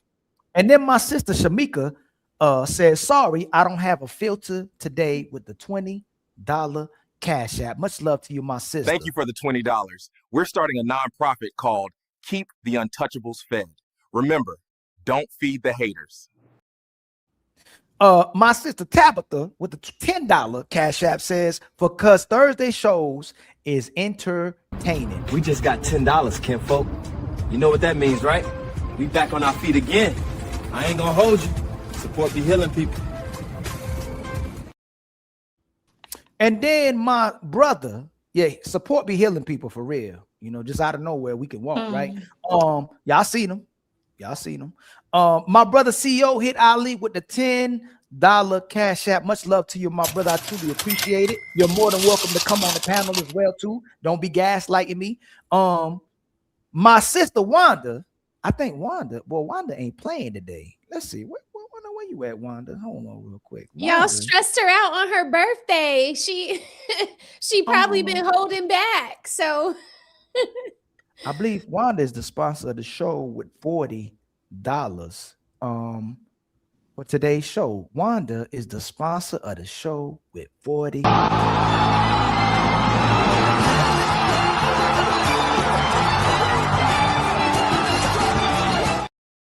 She hit us with $15 more in the Cash App. Okay, the sister's showing out today. That's what I'm talking about, man. That's what I'm talking about. And hold you, more business. And then my brother Batworks hit us with a Cash App as well too. I truly, Batworks, you support us almost every single show, man. I truly appreciate that. I think you done earned. I think I might have to give you. I think I already got your emoji. I just ain't put it up here yet, though. I truly appreciate you, my brother. And then my brother Frederick hit us with a membership, and then my brother Stu hit us with a membership as well too. I truly appreciate you. The Untouchable Empire, baby. And then Fantasy Island Girl, Fantasy, you should pull up as well too. Don't be hiding with a $2 super chat. CEO, spare yourself. You know how he gets. Well, how about you come show us how we get? Fantasy Island Girl. And I'm bad like the Barbie. I'm a doll, but I still want to party. My bad. Yours is probably more like I this don't one. cook, I don't clean, but let me tell you, I got this ring. She's a roaster. She's a roaster. She definitely cooks and cleans. She cooks and cleans. Fantasy, but she got this ring though. Even though it didn't play out too well for that sister though. Hopefully it plays out for Fantasy though. I'm just joking. Let me see. Okay, my brother Truth. What's the word, my brother? What's the word? What's up? Can you hear me? I got these noise cancellation earphones. They holding up all right. I don't think they're holding up all right because I still hear noise. But maybe you gotta press. Do this. Take that headphones, throw it up in the air, walk over it, and then I think the noise cancellation to come on, my brother. I'm just waiting for my check and I'll get up out of here. But I saw the topic and I wanted to chime in real quick. Can you hear me? Yes, sir. Yes, sir. All right. So I say that women are not more mature because this is how women's mind work. And Dr. Shahrazad Ali touched on it, and women on the panel admitted to it because I believe like a week ago, a woman said that she really zeroes in on the type of man she needs and wants when she's 30. You remember them admitting to that? Yes. Okay, so this is what happens. See, when women hit puberty, their brain turns off because people are paying attention to them because of what they look like. They're lady lumps. So they go along in life. Their brain will turn off around 15, 16, let's say when they hit puberty. So they'll go along in life being 20, 25, 30, and then they'll be thinking like an adolescent, a teenager. This is what Shahrazad Ali touched on. So then once people stop paying attention to their body because they're losing their sexual market value, that's when their brain turns back on. That's when they have to be like, okay, my sexual market value not is up where it was. I'm not who I thought I was. Okay, now I need to go with the man I'm going to get on his program. I'm going to be willing to concede to, submit to, because when a woman's at her peak, these women today, they're not looking to be locked down. They're looking for a man to get on their program versus vice versa. So when people stop paying attention to their body, their brain turn back on, but it don't turn back on the age that they are. It turns back on where it turned off at 15, 16 years old. That's why 30-year-olds, that's why when we talk to these women, it's like, that's why we say women are children, because a lot of the way that they think, not all of them, but we talking about them, we know which ones we talking about, but they don't like the facts and the realities. They go on based on how they feel, and then they really don't get a grasp on how they need to be moving until they are much older in life. So that's why I say, men, we understand if we don't work, we don't eat, we don't grind, we don't shine. We know we are irrelevant unless you are basically above average, especially today. 50, 60,000, 70,000, 80,000, that ain't gonna get it. I speak for the, average man that's 5'9", 5'10", 6'4". It's like people cannot control their height, but women can control the man that they choose, the man that they marry, et cetera, at an earlier age versus later in life when they have less leverage. I land. Thank you so much, my brother. I agree. Do anybody got any rebuttals for what my brother just said, which is a great, phenomenal point where if a woman brain turn off at 15 to 20, when it turns back on at 30 or 35, it starts right back at where she was as a young woman. Does anybody have any rebuttal for that argument? Do you believe that it works that way? Coco, I saw your head. I don't know if you was agreeing this way or not agreeing that way. I mean, I agree that I don't think women's brain necessarily turns off at 15. I think that what happens is they get into high school and they hear all this babble about independent woman. You don't need no man. You can do the same things that a man does. That continues in college for the most part. And then into your late 20s, early 30s.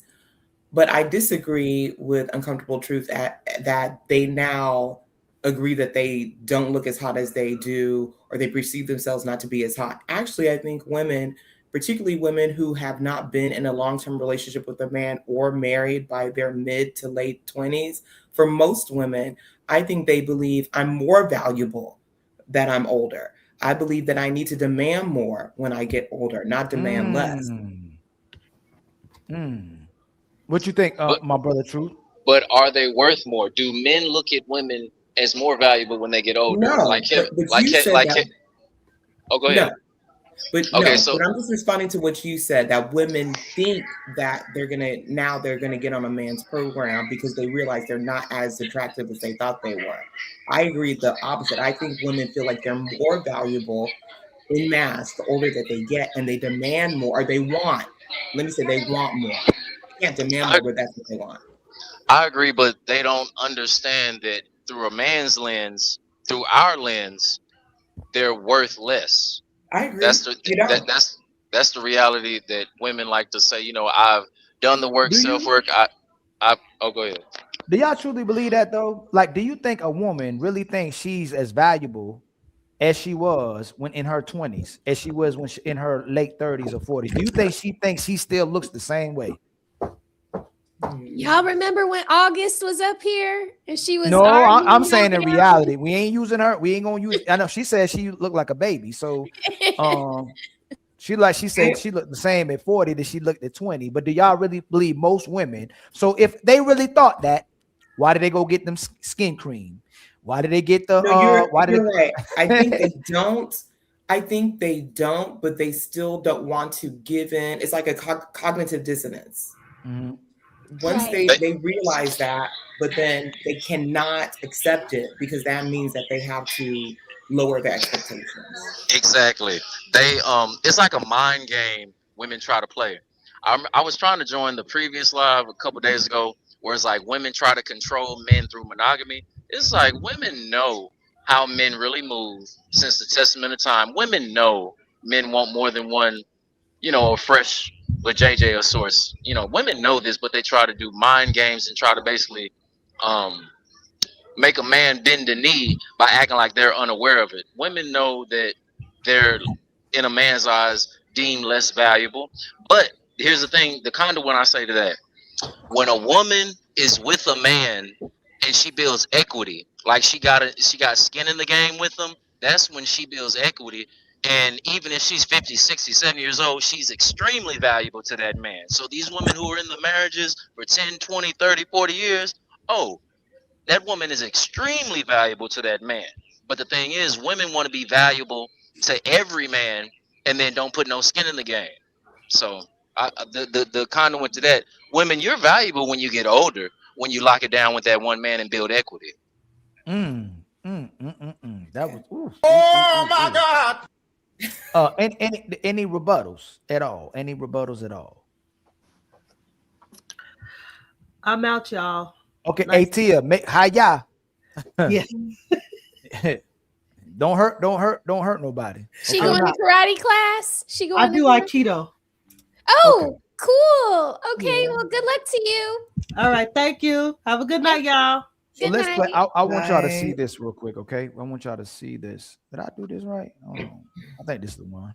Hold on. Could understand, but then you look back in hindsight, when I turned 30, I was like, that's not okay. Girl, the moment when you realize and you get the age of a lot of people that were around you and doing stuff, it's almost a mental break that can happen because you realize, you were taking advantage of. Oh, I was being exploited. Yeah. Oh, was very difficult for me when because at 15, I'm thinking like my boyfriend's older because I'm doing an older job and I'm doing a bunch of things and this is the way that it is, and it seemed normal in my mind. But then especially if you're an older soul too. Especially if you're mature for your age. I love the Hillary Duff song. Oh my God, me too. Yeah, because it's like, we all had the same damn life. So she's saying that they all had the same life, the child stars growing up as well too. But then she was saying that a lot of the women then was maturing as well too. So do you think that the young women mature faster as men? And I want to give context to it after I ask y'all. Do you think that young women actually mature faster than young men? I think young women move faster than young men. I think that the younger man is in a position where he has to use his brain. And since your brain is a muscle, I think that's where the exercise of maturity starts to kick in, is being able to use your logic. Now, just because you moving fast and you doing things really quickly that might cause consequences, that doesn't mean that you understand what you're doing. That's why they over there talking about, well, when I was 30, it finally registered that I done messed up. You was moving fast. You wasn't using your brain. How about you, Smell the Roses? I mean, listen, I think that we get pinned with being more mature earlier because we're able to sit in a classroom and not fidget or want to play with toys the way young boys do when they're in classrooms. But because we know how to sit quietly or be prim and proper sooner, I don't think that makes us more mature. Because we fall victim to a lot of things that, it comes from our immaturity, our immature ways of thinking. And you see that in older women who are not pair bonded with anyone. They get up here and they say all kinds of really childish things. And it's like, there's no way that woman was more mature than her counterpart when she was 18, 17, or 16. So. Yeah. How about you, Coco? I think that women at a younger age learn how to communicate and are better in social dynamics than men. I don't necessarily think that women are more mature. I think that they have better social skills than men, because if they were truly mature, then they would value, the majority of women would value what is not superficial and seek to settle with men at a younger age than not. Now, I don't entirely blame young women because, again, we are grown up in an environment that constantly tells us to be independent of a man. But I do think, especially from 18 to 22, when you experience life and you see certain things, there's something that's going to tell you, I hear what they're saying, but this ain't right. And if I meet a good guy during college and we gel and he is on a good path, I need to get with this man and stick with him because it's going to be more valuable to me in the long run. Because I remember in college, or really grad school, when I met my husband, I was in a sorority and they were like, oh, let's go out back to going to the club. And I was like, no, I'm going to be with him. And they were mad. But I'm like, I'm not trying to be an old lady with you girls. I'm trying to get married and be with my husband. So I think that is when that's when who's mature and who's not. When you get into that early mid-20s, that's kind of when the two sides kind of split. Right. How about you, True? Do you think the young women are more mature faster than young men? Do you think it's the truth? Is it true? They're put in more mature situations faster than men because of their body matures faster than men. They hit puberty. So if you're looking at that essence, then yes. But a lot of women, they are like the head football player. He peaked in high school. That's what a lot of women. That's where their mental peaks, because as we can see, a lot of women call in. I'm not saying all, but a lot of women, they're put in mature situations because of their body, but that's where they peak at. So, but real quick, I wanted to ask Coco, Miss Coco, I'm sorry. Those women that wanted you to go out, what situation are they in versus yourself? I will protect the not so innocent. But what I will say is most of them are divorced or single, more than half. Particularly the ones who wanted, particularly the ones who was like kind of mean mugging me a bit about not going out with them. And this is over 15 years ago that this happened. Not only that, when a lot of us started getting married around the same time, I remember we were at a wedding and my husband was sitting down and I got his plate. And when I came back, they were all looking at me like I'm a ghost. Like, you got his plate? Why? And I'm just like, this is what I do. What anniversary are you going to be celebrating? This year will be 16 in September 15th. 16 years. Look, you done won the NBA championship, the Super Bowl. Amen. I congratulate you. So that's the difference between a mature woman that saw longevity at an early age, and that's a mature woman right there. That saw, not in the moment, but 15, 16 years down the line, and 30 to 60 years down the line. Yeah. I thank God for my husband. And sorry, let me say this real quick. The women who constantly say, I want to travel, I want to travel, I want to travel, they're not enjoying their lives. They're not enjoying their lives at all. It's a way to escape, because your life that you have at your home is not that enjoyable for you to have to be the main thing. Oh, we got to travel. Where are you? Honestly, I'm not saying I don't want to travel. I love to travel with my family. During spring break, we're going to travel. But this constant need to travel, you're trying to fill something because your life is not that interesting. I literally just said the same thing. It's a form of escapism.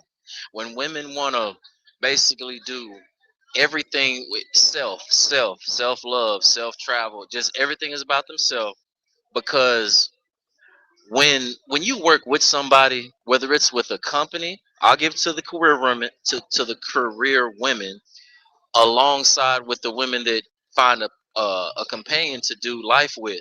That's when you really complete a goal, because we set an objective and we cross the finish line together. But a lot of women that be traveling by themselves, I'm gonna think of her name in a minute, but she was the editor of Cosmopolitan, and she was talking about traveling, makeup, a lot of self thing. Kevin Samuels did an episode on it. It was one of the pushes of the feminist movement. I'm gonna think of Caroline Bryant. I'm remember the name in a second, but basically the women who always wanted to travel, like Kendra G, the women that call in, Vivica Fox, it's just travel. It's basically escapism from the responsibility of being what a woman is here to do, is basically help a man, contribute to her family. But if she's away traveling, she's on vacation from everything. That's it. So then that's why I'm asking at 18, even going on to maturity, when women say they mature faster, develop faster, which honestly, truth, they do. So outside of puberty, women mature faster than puberty. Women mature faster with language skills, vocabulary and reading skills. Women mature faster with emotional regulation, and their brain development matures faster as well too. So it leads me to believe there's a reason for that as well too. But then I have to ask, if there's a reason for it, do women typically 18 and up, are they looking for stability, or are they looking for somebody to ultimately finance a lifestyle and then invest in their lifestyle? Like, what are they typically looking for? And I accept. Let me let Savage and Smell the Truth answer that, and then you go, Truth. Since you and Coco had that back and forth, like, do you think, Truth, typically are these women, when women are saying men just want sex, men don't want to settle down and get married, what are a lot of women from 18 to 30 looking for? Are they looking for stability in a husband, or are they looking for for somebody to finance their lifestyle or have their own life? Stabs, I'll start with you and Smell Start with me. Roses. Yes. I think, in my opinion, and this is not a fact, I'm not 100% sure. I think some women get caught up on the picture of like the family and the picket white fence and stuff like that, the dream of what it's supposed to be in their mind. And they picture this relationship. I mean, they watch all these love movies and stuff, you know, like, oh, it's going to be me and my husband watching stuff like The Notebook, Love and Basketball, Love Jones. That's what they start thinking that they're going to get right away. So I don't think they're so much as looking for someone to finance their life. They just know that that's what comes with it. The only problem, in my opinion, is you can find a guy that has their stuff together and he's good in that. The only problem that he don't want to be your husband is because you don't know how to be his wife. Imagine asking for this kind of person and then you get him, but you don't know how to be a wife to him. You don't know how to be a partner to him. Now, he did the work to be the man that you want him to be, but did you do the work to be the woman that he needs you to be for him? Most of the time, the answer to that is no. So it's not that there ain't no good men out there. It's just, in my opinion, there's a lot of women that's not good women out there. So. What you think, Smell the Roses? So I just want to. Oh, go ahead. I was just gonna say we just got to remember that men have the ability to say no because they have standards too. Mm-hmm. Agreed. And I wanted to just give the definition of maturity, if that's okay. Maturity is the ability to think, feel, and act in a balanced, responsible, and self-controlled way, especially when facing challenges, emotions, or conflict. So this means emotional control, responsibility, self-awareness, long-term thinking, empathy, which a lot of women lack.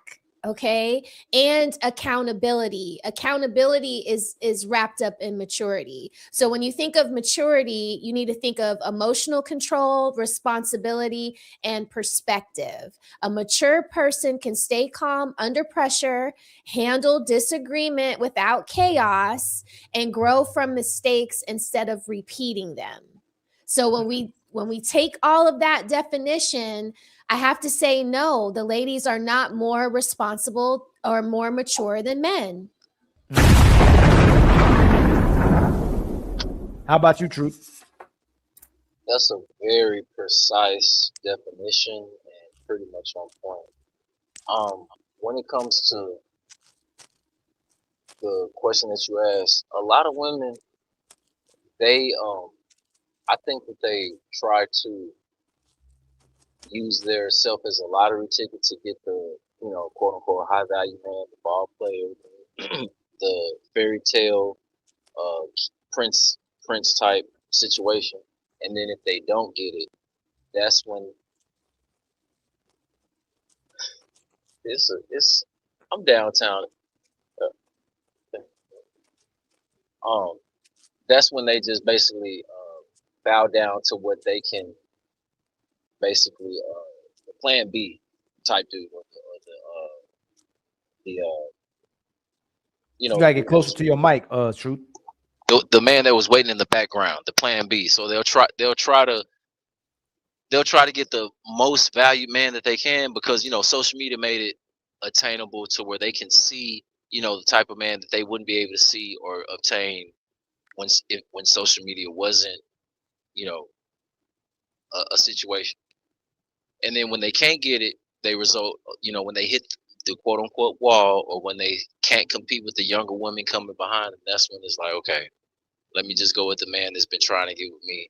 Let me just go with what I can get. And that's the safe way out because they understand at 30, that's when they wisen up. And then they finally say, okay, let me make the mature decision that's going to secure my longevity versus this short-term situation. But is it a Smell the Roses? Is it ideally a maturity issue or is it a priority issue? Because just because the person doesn't have the ambitions or the morality or the integrity that we would hope they'd have based on society's definition of what it looks like to a functional human being who wants to invest in families, does it mean that they're not mature or does it just mean their priorities ain't straight? Based on what we feel. Do you get what I'm saying? You could be raised to not understand what you should be prioritizing. Like in my house, I live with a mother and father, and my dad was like, "You ain't shacking up, and you ain't having babies out of wedlock." And so I didn't prioritize like sex. Like when Coco was talking about her friends and the ones that are single now or divorced, a lot of those women prioritize not just what a man looks like or how much money he has. When young women are young and they're out here having sex, they prioritize how good sex is. I never thought that you should pick a man based on his sex abilities, you know what I mean? But that if you don't understand that, if you don't have your priorities together and then you're not mature, then I think it's a mixture of both is basically what I'm saying. Right. You can have your priorities out of whack and be completely immature. And that is going to lead you down a very tumultuous road where you're 37 years old and you still haven't figured out why you can't pair bond with anyone. Right. But what I mean is like someone could be married and immature, right? Oh yeah, definitely. Versus Definitely. a person who can be unmarried or single or living what I want to say is I got married. I was a bit immature. Savage brought up The Notebook. Yeah, I was kind of romanticizing life like that.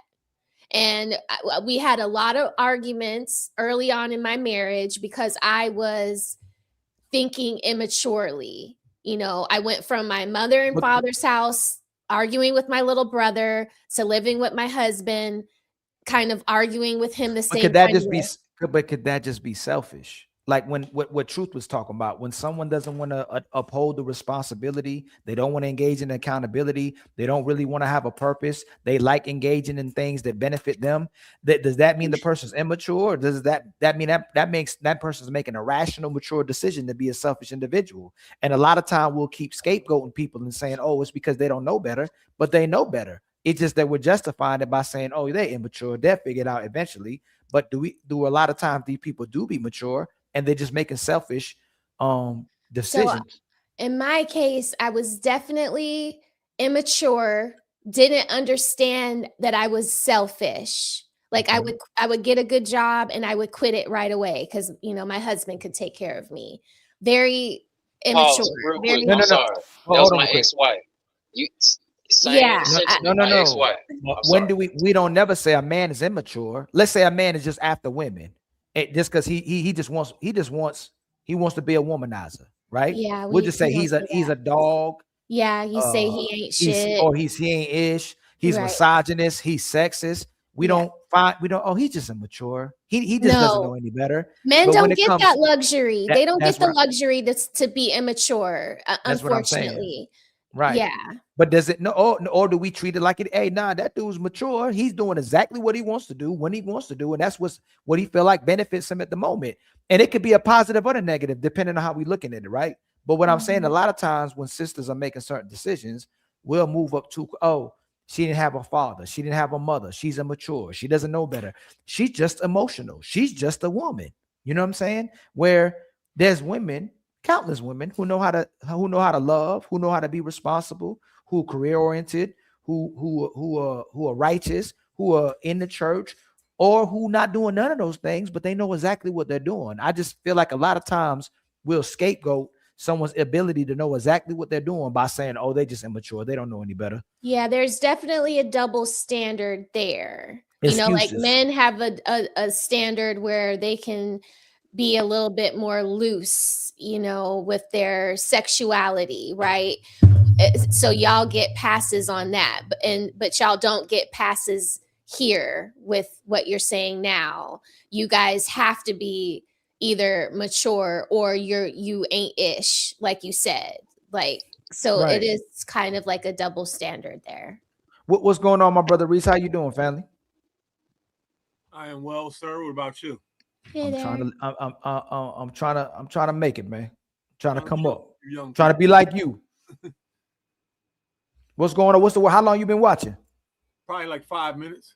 What's your take on what we were just saying on the subject about what we were talking about right now? Do you think a lot of times immaturity or maturity is used as a scapegoat where someone ultimately don't know how to make the right decisions because they're immature or don't know better? And it's typically the grace we'll give to a lot of sisters as well too. Do you think a lot of times it's used as a scapegoat? Yeah, but I don't think maturity is like gauged by decisions. Okay. You know what I'm saying? Right. What do you think is gauged by? Not involved there. You know what I mean? Like it's situational, the maturity thing. How you gauge someone's maturity, because they could be mature in this area and then over here, completely ridiculous and silly. Right. See what I'm saying? So, but right. If we're talking about like family households and whatnot, I think women make more mature decisions than men when it comes to what happening inside the house, and men make more better and mature decisions than what happens outside of the house when it concerns the family. Can you substantiate? You mean in general? Yeah. Like women are better at organizing things around the living space and keeping order inside of the home. You see what I'm saying? Because they learn hacks and tricks along the way because they spend more time there in most situations. Okay. Men with the whole provider and all of that stuff, they got to figure out things outside of the home to make things work. You see what I'm saying? Okay. But do you think a person being organized correlates with maturity? A little bit. Right. Like who do you think, like when you say sitting down watching a movie, you see what I'm saying? Right. You gauge it when you're driving, and you see what I'm saying? There's a lot of different things you can gauge on whether someone's mature or not. Okay, let me ask you this. Would you rather have an unorganized woman who's a great parent or a woman who's a horrible parent that's organized? I'll take the great parent anytime. And that's what a lot of times when we say that they'll do better in the household, that's why I'm asking, what do you mean by that? Like women are phenomenal with organizing. Yeah. You know, I'm not disagreeing with that. They're keeping the house clean, hopefully, most of the time. But when it comes to being a parent, do you think a lot of the women are mature when it comes to what they should be teaching their kids? Who they should be having around their children? How they should be conducting themselves. You know, what do you think about that? I think there's no contest in who is better around children. It's men all day long. All day. I got grown kids. I'm a living receipt, bro. Right. What do you think, Smother Roses? Is she free? Sorry. I definitely would rather be the woman. I would rather be the woman that is more nurturing and loving to my kid, but I definitely more organized when it comes to the house. My nesting is a lot better. If I were to leave my husband here in the home, it would be a mess. But when it comes to finances, when it comes to, investing in real estate or businesses like a grading company, or, I'm not good at making decisions like that. Right. I had a restaurant a lot longer than we should have because I was emotionally attached to it. Right. And it almost ruined my husband and I, because I resented him for making me close it, Right. I had a restaurant? Yeah, we had a restaurant for 5 years. It was That's my awesome. baby. That's awesome. It was all we did for 5 years. Long I days, understand. hard, in the middle of downtown Atlanta. And it broke my heart. I just I didn't want to quit. I felt like I was a loser, right. And then I kind of like resented him for him telling our employees, you guys got to start looking for jobs because we're going to be shutting down in 3 months. He had the foresight to say, this isn't working. In 3 months, I'm not going to let this go further than October. October is the end, So at the end, it was literally just me and him. And it took me forever to cancel the bread people, cancel the wine people. I just didn't want to give up. I was still looking at things with rose-colored glasses. So in that kind of thing, I am not equipped. But was I able to keep the restaurant clean? Like I was the front of the house. He was the back of the house, meaning he made sure we had all of the supplies that we needed, from the register tape to the food, to the wine. You know, I would get in so much trouble for ordering too much wine. He'd be like, we need to only order what we know we're going to sell. And if we run out, then we just run out, you know, like, it's okay. We'll go to the restaurant down the street and I'll purchase a few bottles from them for the restaurant. You know, like, I just wasn't good at those kinds of things. Like, and I still kind of do that. I still kind of romanticize having a About the G-Wagon. restaurant. Oh, G-Wagon, yeah. You know, and he's like, Raquel, do you know what the insurance on a G-Wagon is? Do you know what the maintenance and the upkeep and all of that? You know what goes into all of that? I don't even think about that stuff. I just know what I want. But he has to iron out all of my outlandish thinking, you know. Might I please get in here? Because Smell the Roses, I love you. You were saying a lot of things that my ex-wife used to say, but she didn't stick in there like you did. My ex-wife dream car was a G-Wagon. I was like, okay, so what is the things we're gonna do to, you know, take care and maintain that? My mother and stepfather, they had a business that my mother didn't want to let go. It was a club and a lounge, and my stepfather was like, we got to let it go. It's a money pit.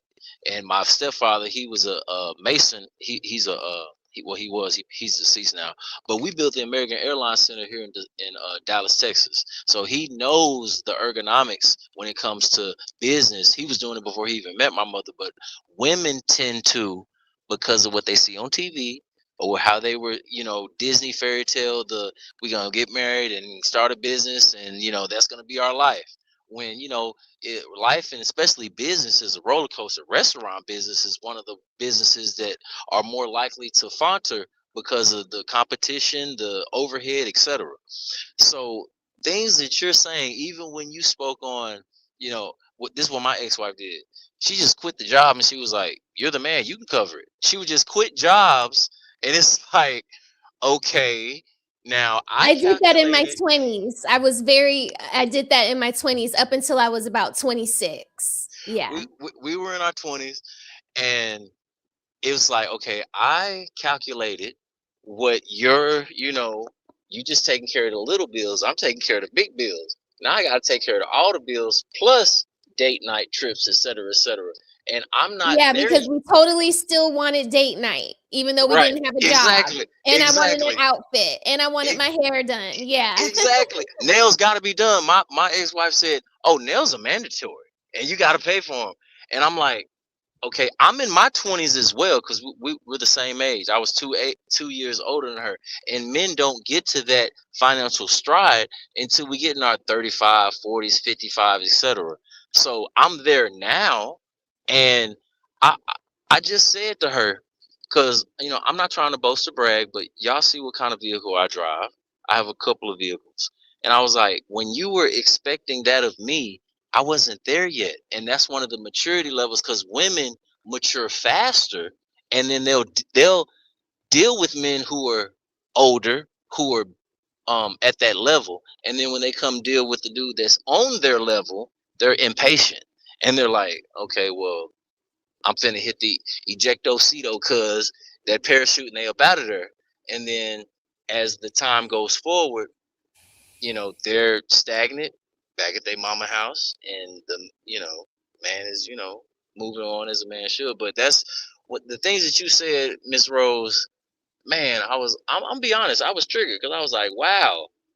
It wasn't just my situation. This is how women think, because of the romanticizings of what they see on television. We watch a lot of romantic movies where everything looks so easy to everyone. But my husband was like, you know, do you want us to lose it all? Like, we have a kid. You just want to lose it all? Like, he was like pointing out all of the homeless people on the street. Like, do you want to be like this? But I didn't want to, but I still wanted what I wanted. It just took me a minute to get my mind back right. Well, what do you think? So this is what scares us the most, right? And Stu, I want you to get in there. Do you think at that moment when you were mature, if you had $1 million, would you have left him? No, I wouldn't have left him. I wouldn't have left them. We would have been arguing over that $1 million and how I'm wasting it in the money pit. So Majority a of lot women. of a majority of women, and even I know I'll still say, I don't know, because a lot of times if women when men get $1 million, that's going towards their woman and their family. Yeah. If the woman gets the $1 million, a woman get money, she don't need a man no more.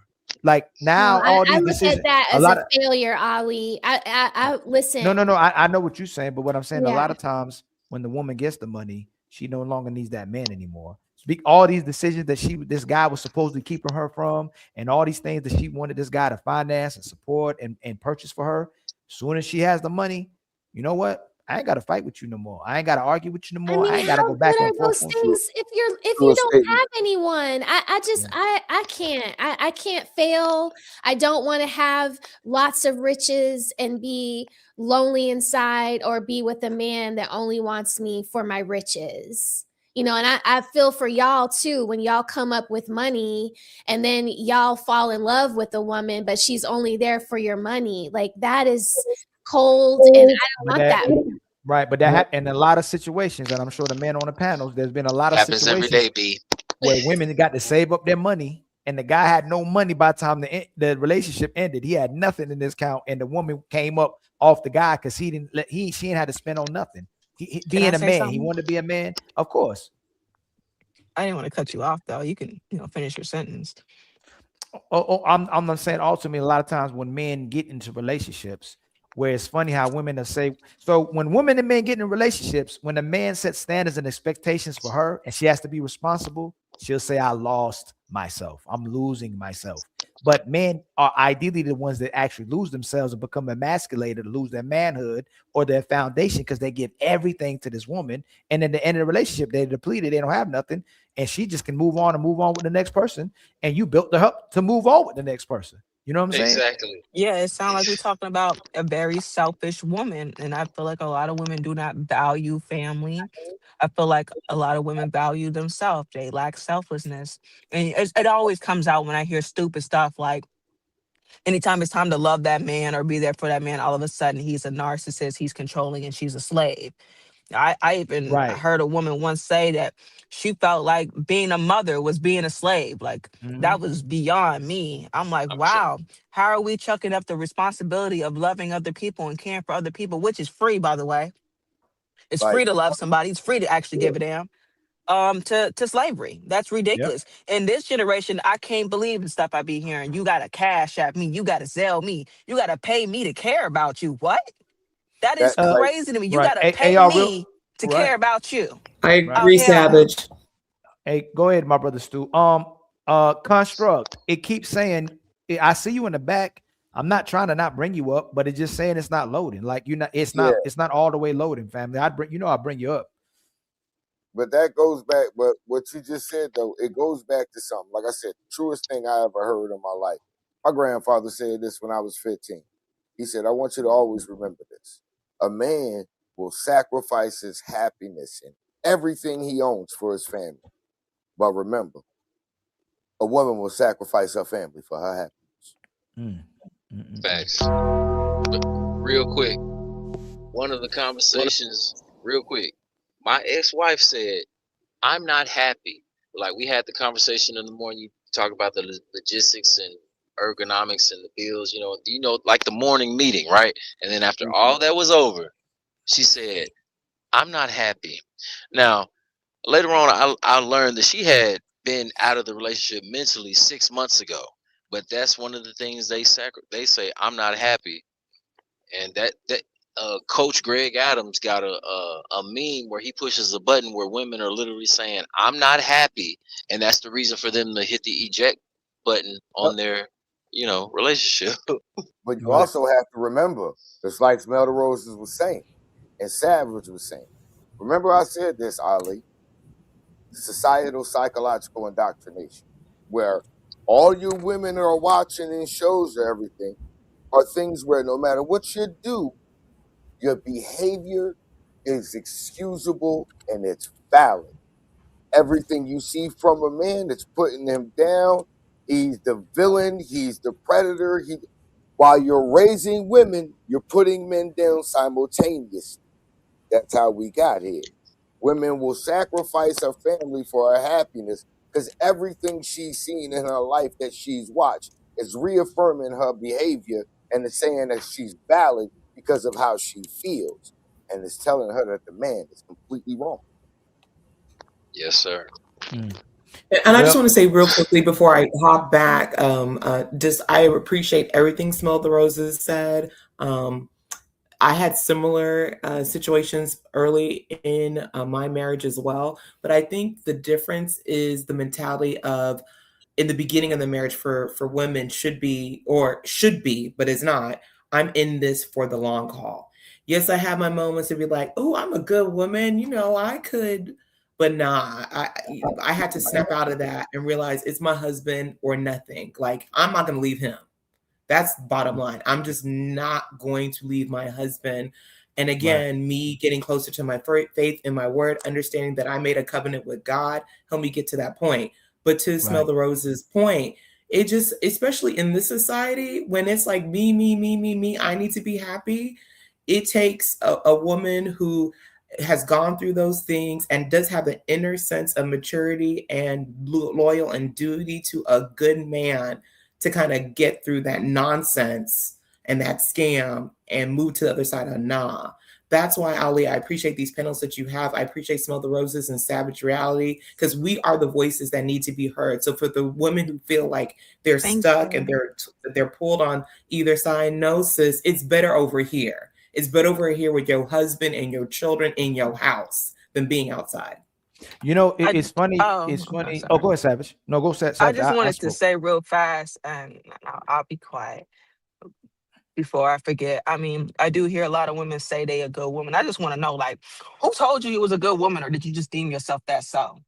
Like, me personally, I won't say I'm anything unless I got a review back. Like, I think people should go ahead and start prioritizing that review and stop saying that you something just because you want to believe that. You might find something out about yourself. You might learn something. You know, ask your man. Don't assume. Ask your man, are you a good woman? Is there anything that you need to fix or work on? You'd be surprised the answers you might get. You know, before you just go on your assumption and tell everybody in your relationship when it's all done that you didn't do nothing wrong and there was nothing wrong with you. Because I guarantee you, if they talk to that brother and he asks, you know, how was being in a relationship with her, I'm pretty sure he got a lot to say. So you might as well find out about your flaws and what's wrong with you now with your partner that you got. And I don't think there's nothing wrong with that. Because the way I see it, if you make good decisions before me and during me and you the head of this household and everything else is, you know, you're doing what you're supposed to do. You know, you're being a good man. I can say you a good man. I done been with you for a while. Then when it's time for you to give me judgment or feedback, I should trust your judgment and feedback. I should trust that I might be hard-headed. I should take into consideration that maybe I talk too much. I could take into consideration I might be selfish. I might take into consideration that, you know what?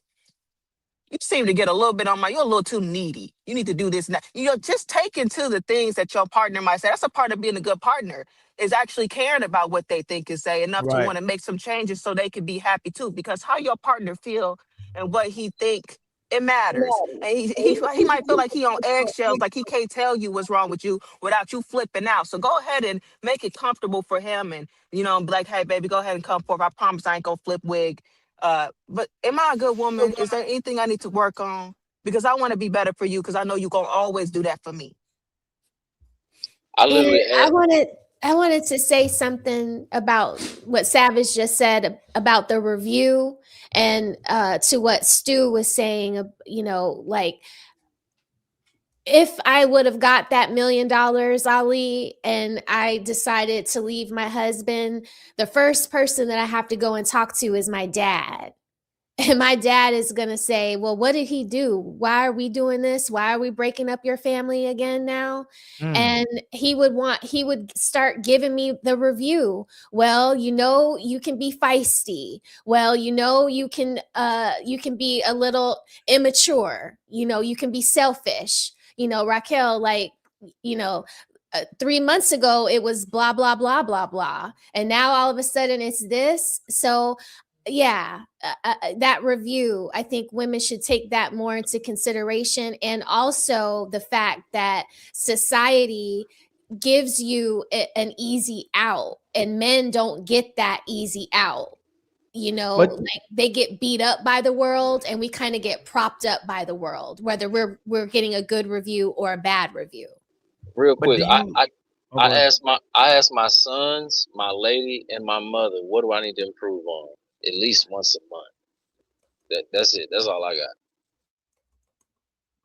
The thing I want to, you know what I've been realizing for the past shows is kind of scary, but I don't know how do most women or a lot of women actually believe in good women. And I think Savage was on the show the other day when I was talking about it, or it could have been Tia.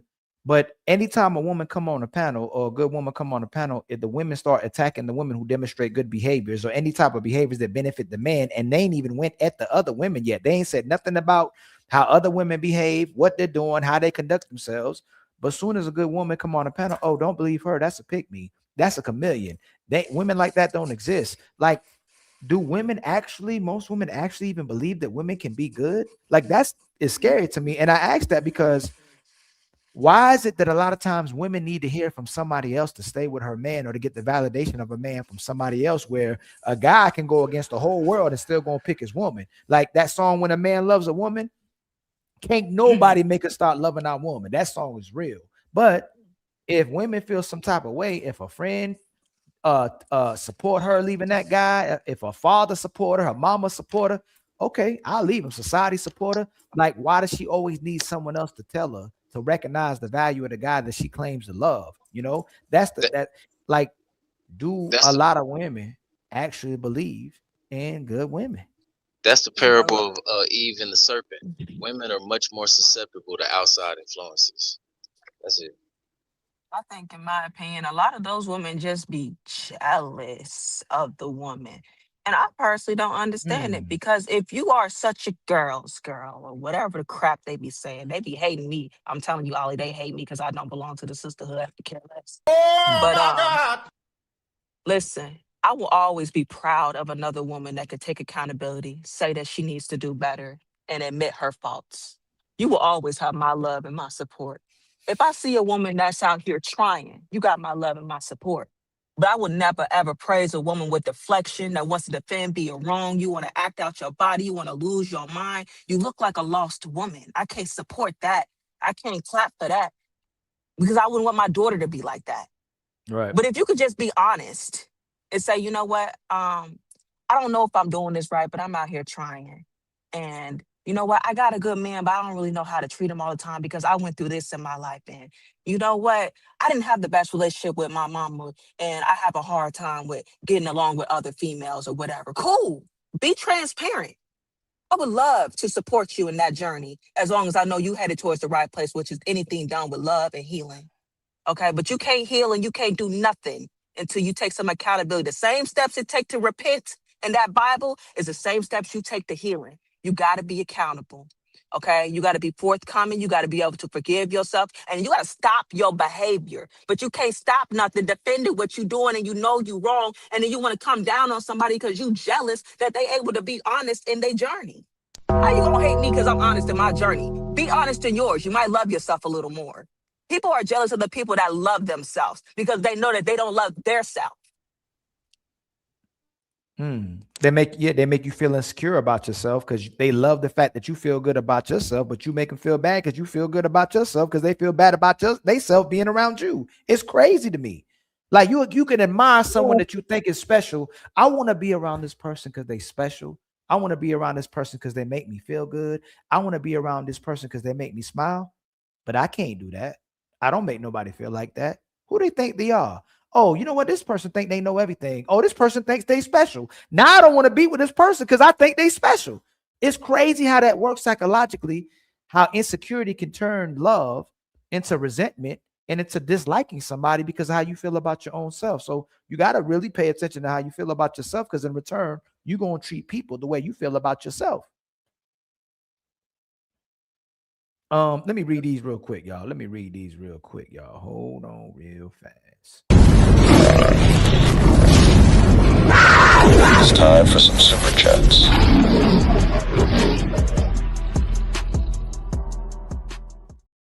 Y'all, much love to the 250 people in the building. Please like and subscribe. Please hit the share button at the bottom of your screen. I truly appreciate it. In the YouTube universe, I've dropped the link if you'd like to get on. Some people act like they can't find a StreamYard link.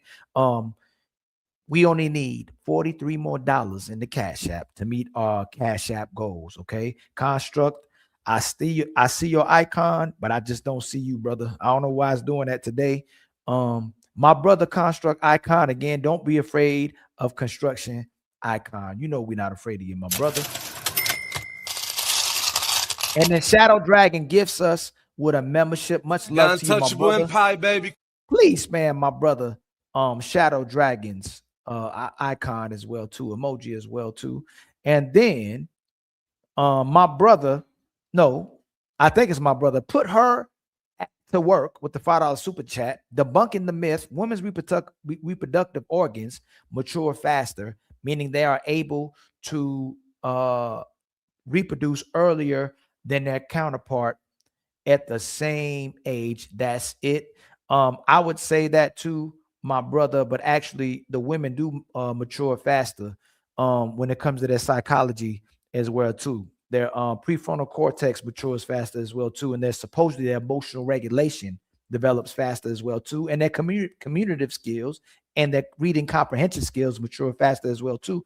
I just don't know where it's going when it comes to the relationships as they mature as well too, because most of our brains finish stop developing by, I believe, 25. Doesn't mean you don't stop acquiring knowledge though. And then my brother Leslie K with the $5 super chat, 1 Timothy 5:6 with the King James version. It got to be the King James version. But she that liveth in pleasure is dead while she liveth. And then my brother, it's T.O., the legendary T.O., hits us with the $50 ball. Now we met our super chat goals and our membership goals. When honesty, transparency, and loyalty are the foundation, the circle becomes un. Say it again, baby.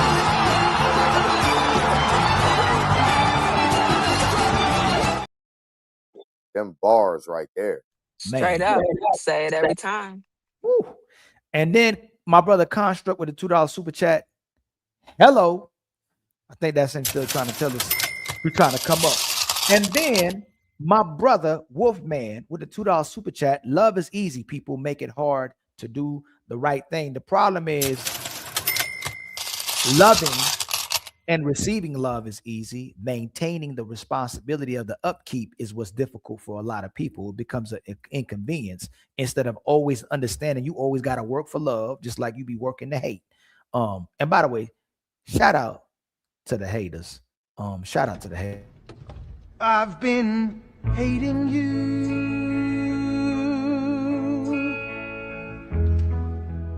too long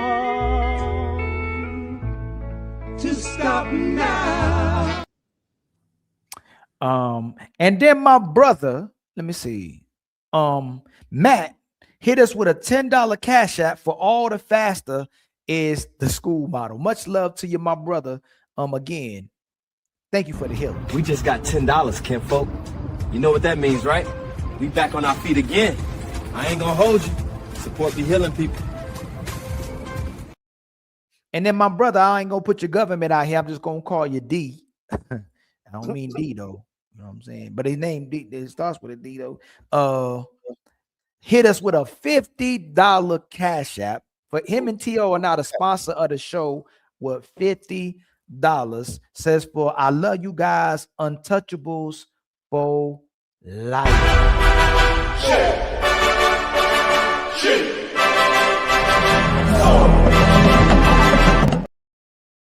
Now we done hit all our goals for the show, man. That. That's why support. when I see you said a 50, I said, hold on. You just said you needed 40 something more. We hit you with the 50. Hey, and then T.O. knew it too, and he did in the super chat, man. Much love to y'all always, man. Yes, sir. Hey, my brother, I just called you out, family. So it's my brother Mike the Most. I used to pronounce that wrong. My brother Mike the Most. We got it, my brother. I truly appreciate you, man. You my dog, family. So we got new ones that go on acting like old ones, like my brother Micah, my brother Kev, my brother what's my other brother I was talking about? 30K. Oh, whenever you see True Vision Board 20 in the chat, that one that sent it, that's me that does that. That's me in the Oh, chat. that's you too. That's you, Yeah. my sister Wanda. So we got people acting like they've been with us since day one, man. They be rocking with us. What's going on, Wolf Stack, man? What's the word, my brother? How you doing, man? You on mute, brother. Oh, my bad. What's up, big brother Ali? You good? I'm trying, man. I'm trying to do God's work. You know, somebody Amen, gotta do it. amen. You know what I'm saying? Till they take me out. I'm gonna try to do my best to have the Listen, conversation. you got 101,000 years to go, Ali. You good? 101,000 years. I used to feel like that, man, but I think as you get older, you start preparing for ultimately what can happen to you. You want to prepare your family for what can happen to you as well, too, because it starts getting real around here. You know what I say? When God got his hands on you, he protecting you. You got a long, he let you get a long time. Yeah, that's true. But that's what I say. Hey, things around you be changing, family. All the stuff, my whole world around me, I mean, now that I open my eyes, it's completely different than the last time I opened my eyes. So it's a lot of things that changed, brother. Since I still keep a place in me that's connected to what I saw when I was growing up, but a lot has changed, man. Like a lot has changed. Ali, let me ask you a question to make you change your mind real fast. When you get up in the morning, sometimes you ever got up and take a deep breath, like just thanking God for giving you another day, like just breathing, like. Yes, but so Ali is a purposeful person. So if I don't have people around me that I love and love me, it ain't too great for me. So I had a phenomenal mother and father, and they almost set me up. It's like a gift and a curse. People who can live for materialistic and superficial things, man, they be all right, even though I don't think they're ultimately happy as well, too. But I was born and raised with love. I was loved. Like I was loved. You know what I'm saying? Ain't nothing I had to fight for. Ain't nothing I had to chase. Ain't nothing I had to convince somebody to do. And I'm talking about mother and father. And my mother was just as ferocious as my father, meaning if I came in the house some kind of way, my mom already sensed what's going on.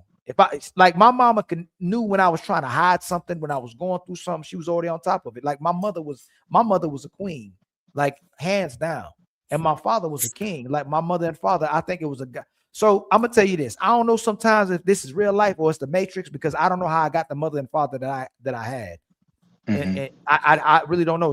It's like a movie, the way they met and how they were. They like similar things. They were very righteous, and my mother and father was straight. There ain't no in between. It's either all or nothing.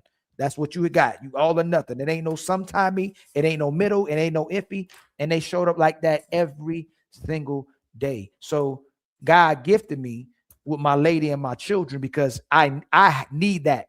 And that's the way, that's what most men need as well, too. That's why a lot of times men be functioning a certain type of way. So what you want to say, Ali, is that your parents were like welders and they built a great, strong sword in you. Of course. But as you get older, if they loved you the way that I'm talking about, you want to take care of them as well, too. You know, you want to live for them as well, too. And you want them to live forever as well, too. You want your grandparents, your uncles, your aunts, the people around, you want them to live forever. But so much changes around us. Sometimes, like my favorite quote is, the man that knows something knows that he knows nothing at all. So the more I think I knew, the less I know. You know what I'm saying?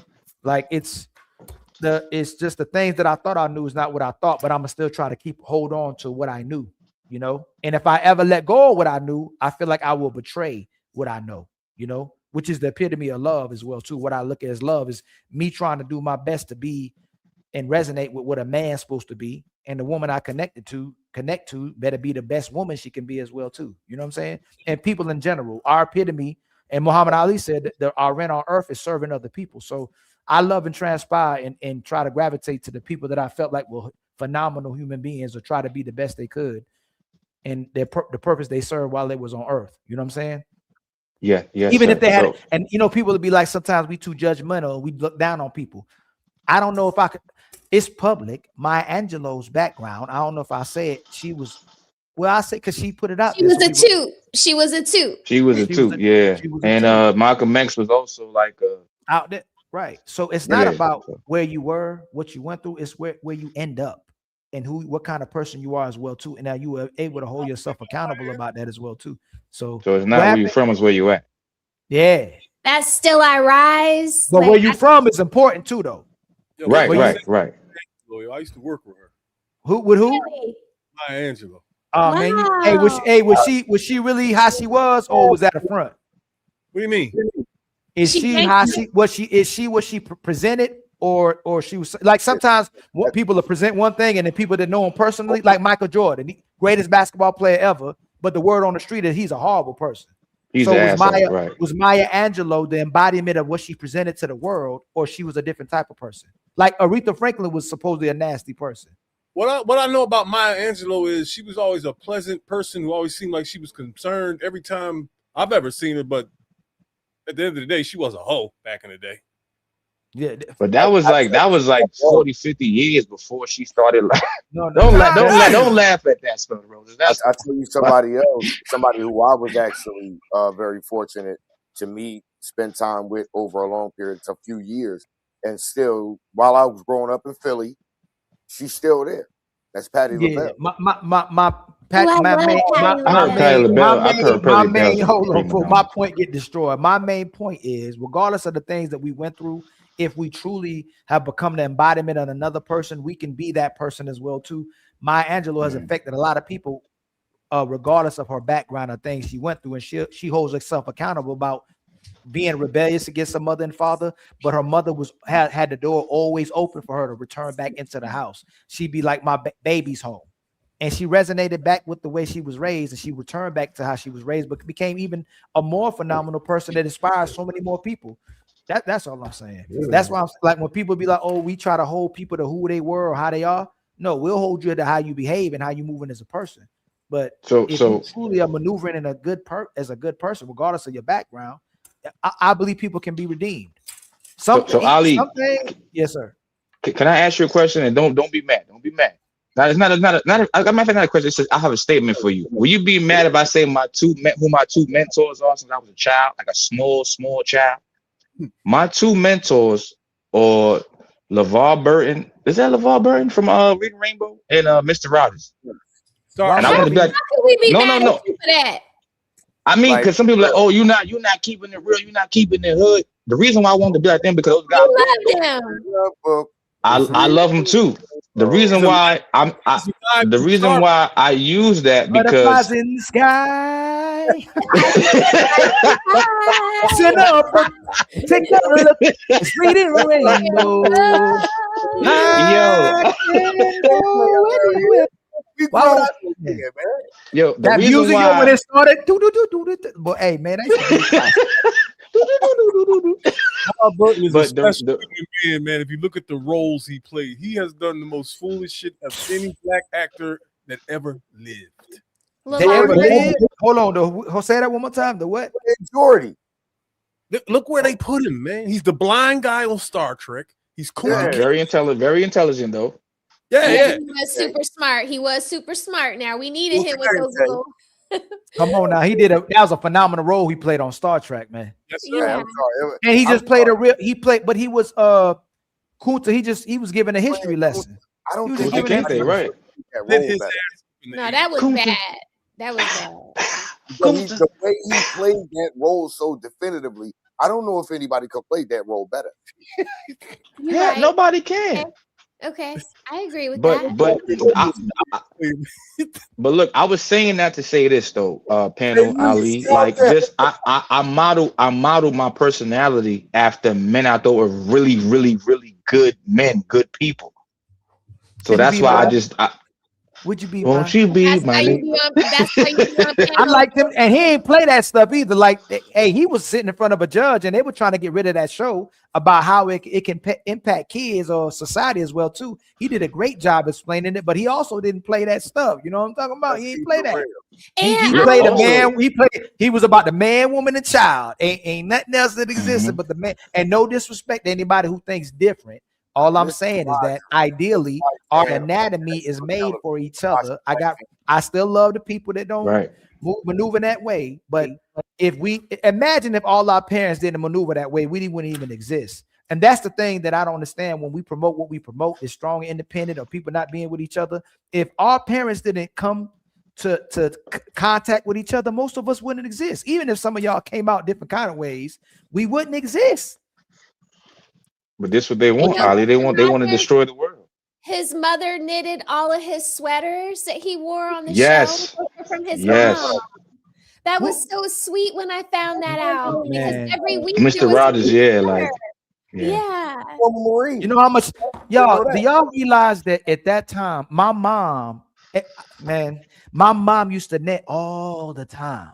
Ain't nobody had it wasn't no inconvenience. She would just be doing, it's like she did all the things that the women would do back then and put their energy into. She would do a quilt, she would do hats, she would do socks, she would do clothes, she would do vests, she would that's things no one had to get her to do. But to be fair, I believe like what the way that we've been engineered and programmed is it becomes an inconvenience to love. You know what I'm saying? Instead of all the way it used to feel to love, it's become an inconvenience to love versus how much purposeful, how great someone felt to love. You know what I'm saying? And if you never, that's the part that I think, I don't know if that was Savage Atia that was talking about.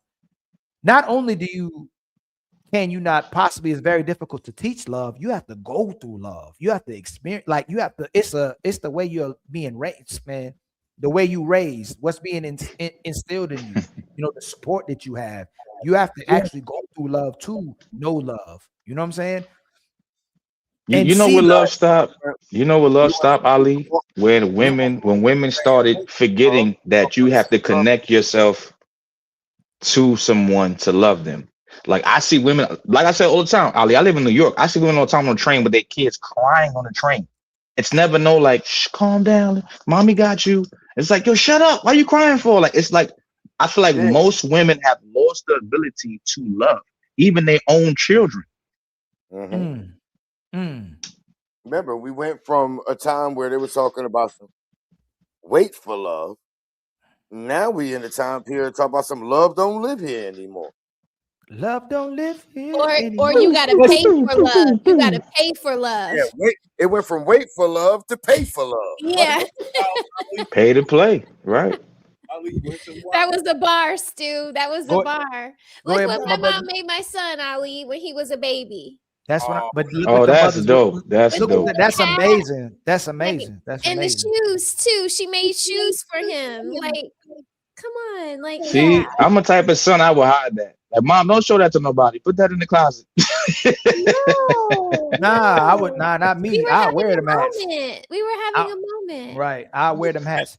And shout out to my brother Drobonot, man, for a gifted membership as well, too, man. Much love to you, my brother. I The truly appreciate Untouchable that. Empire, baby. Let me see. I've been starting to start my lives earlier again. I'm just trying to get some things back in the works. I'm trying to get a different system with my real estate business going. So I got that kind of set.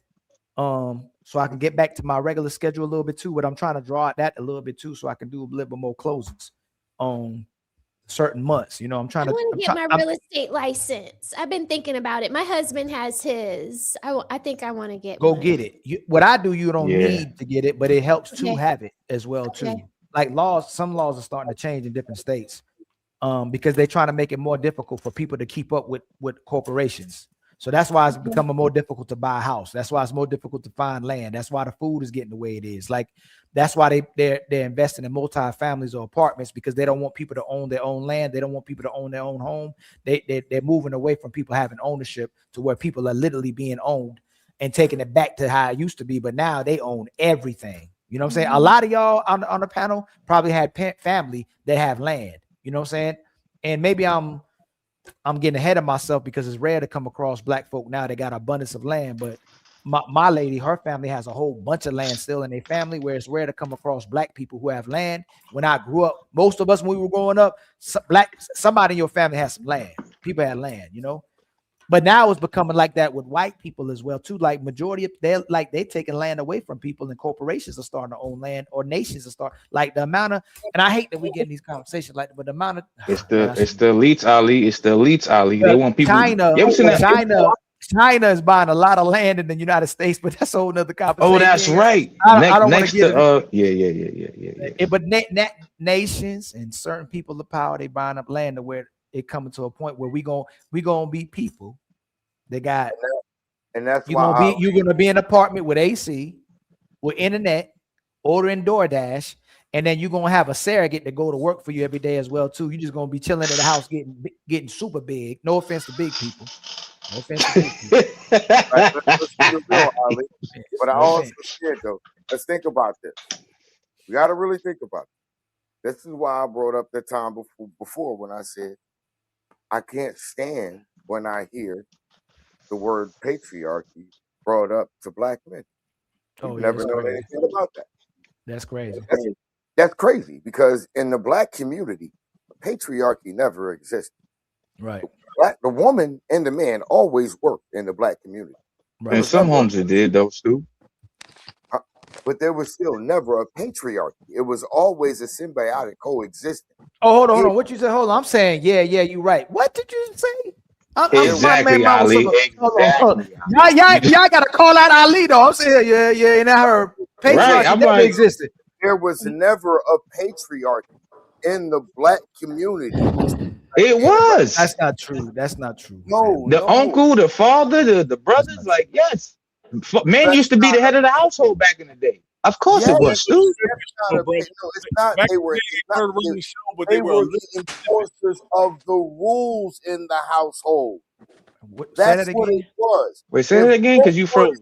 Household work, and both of them. No, hold on. You got to slow down so we can. Hey, Stu, you talking and we ain't hearing you. You got to slow down a little bit so we can hear you and grasp what you're saying. Are you trying to say that black families weren't patriarchs? No. What I'm saying was the idea of the patriarchy in the black community between black families, that did not exist. So that was never an idea in the black community. I'm gonna keep it real because I can go through historically with this because it's been nearly 60 years that I can actually go through historically and point it out where it never existed in the black community until it was brought up when the patriarchy was really established and talked about by and Miss Smell the Roses. This is not I think somebody's asking for the link on your side. Do you want me to give you the link on the back chat?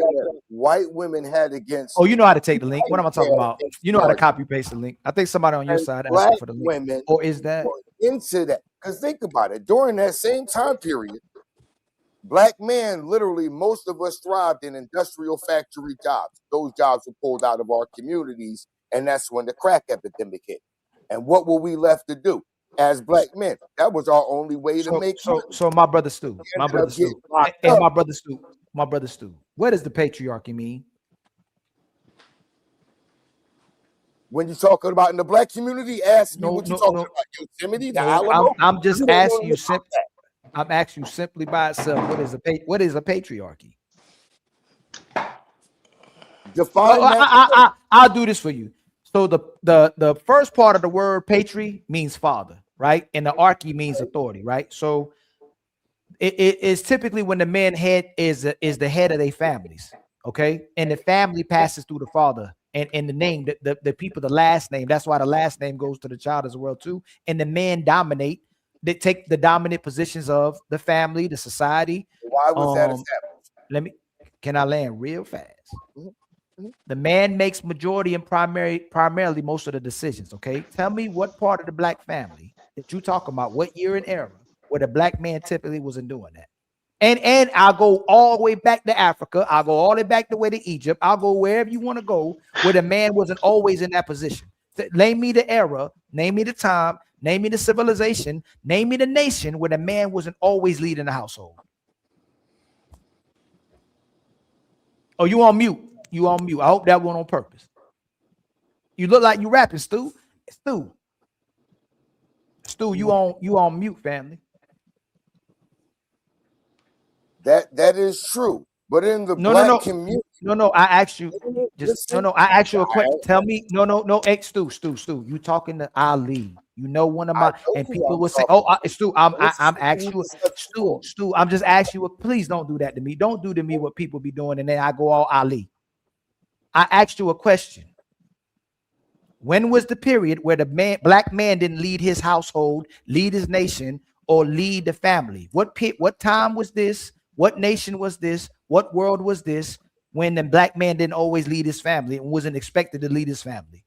He was always expected. But in the black community, what you're trying to do now is you're trying to make a broad thing. I'm talking about in the black community, in our existence, in this country. So we're not going all this broad spectrum shit you're trying to do. No. In the black community, in this country, in this nation, where are we benefiting from a patriarchy? The patriarchy, as we know it, yeah, a black man leads his family, but he never did so without the consultance of his wife, the other woman, the matriarch in the house, as someone else. Hell no. Stu, you tripping, OG. So who wants to rebuttal that? Who wants to rebuttal it first? You didn't grow up during that time. I'm not about to take over. I'm not going to take over the rebuttal. Who wants to go? Okay, you tripping, OG. Okay, so here's the question. So you mean, no. Stu, you asked the question. You asked the question. We're going to start from Reese. We're going to go from Reese. We're going to start at Reese. Where your grandparents, your great-grandparents, the woman didn't have a say-so in the household. No, I'm 38 years old, Stu. Respectfully, I had a hold on. I got a mama and a daddy. My daddy never had to ask my mama when he wanted to do something that made sense. He just told her after or like during, like, yeah, I'm doing this now. All right, just let you know. Like, no, bro. Even hold on. Even before patriarchy just means the man leading the household, leading in general.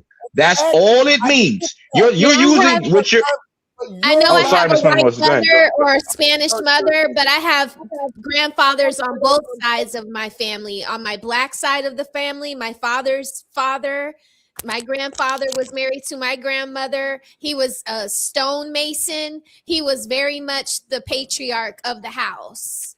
Right. So, but tell me he didn't tell me his wife's decision or her words and their conversation didn't guide or have any kind of relevance on the decision he made. Well, my grandmothers, they made decisions in the house.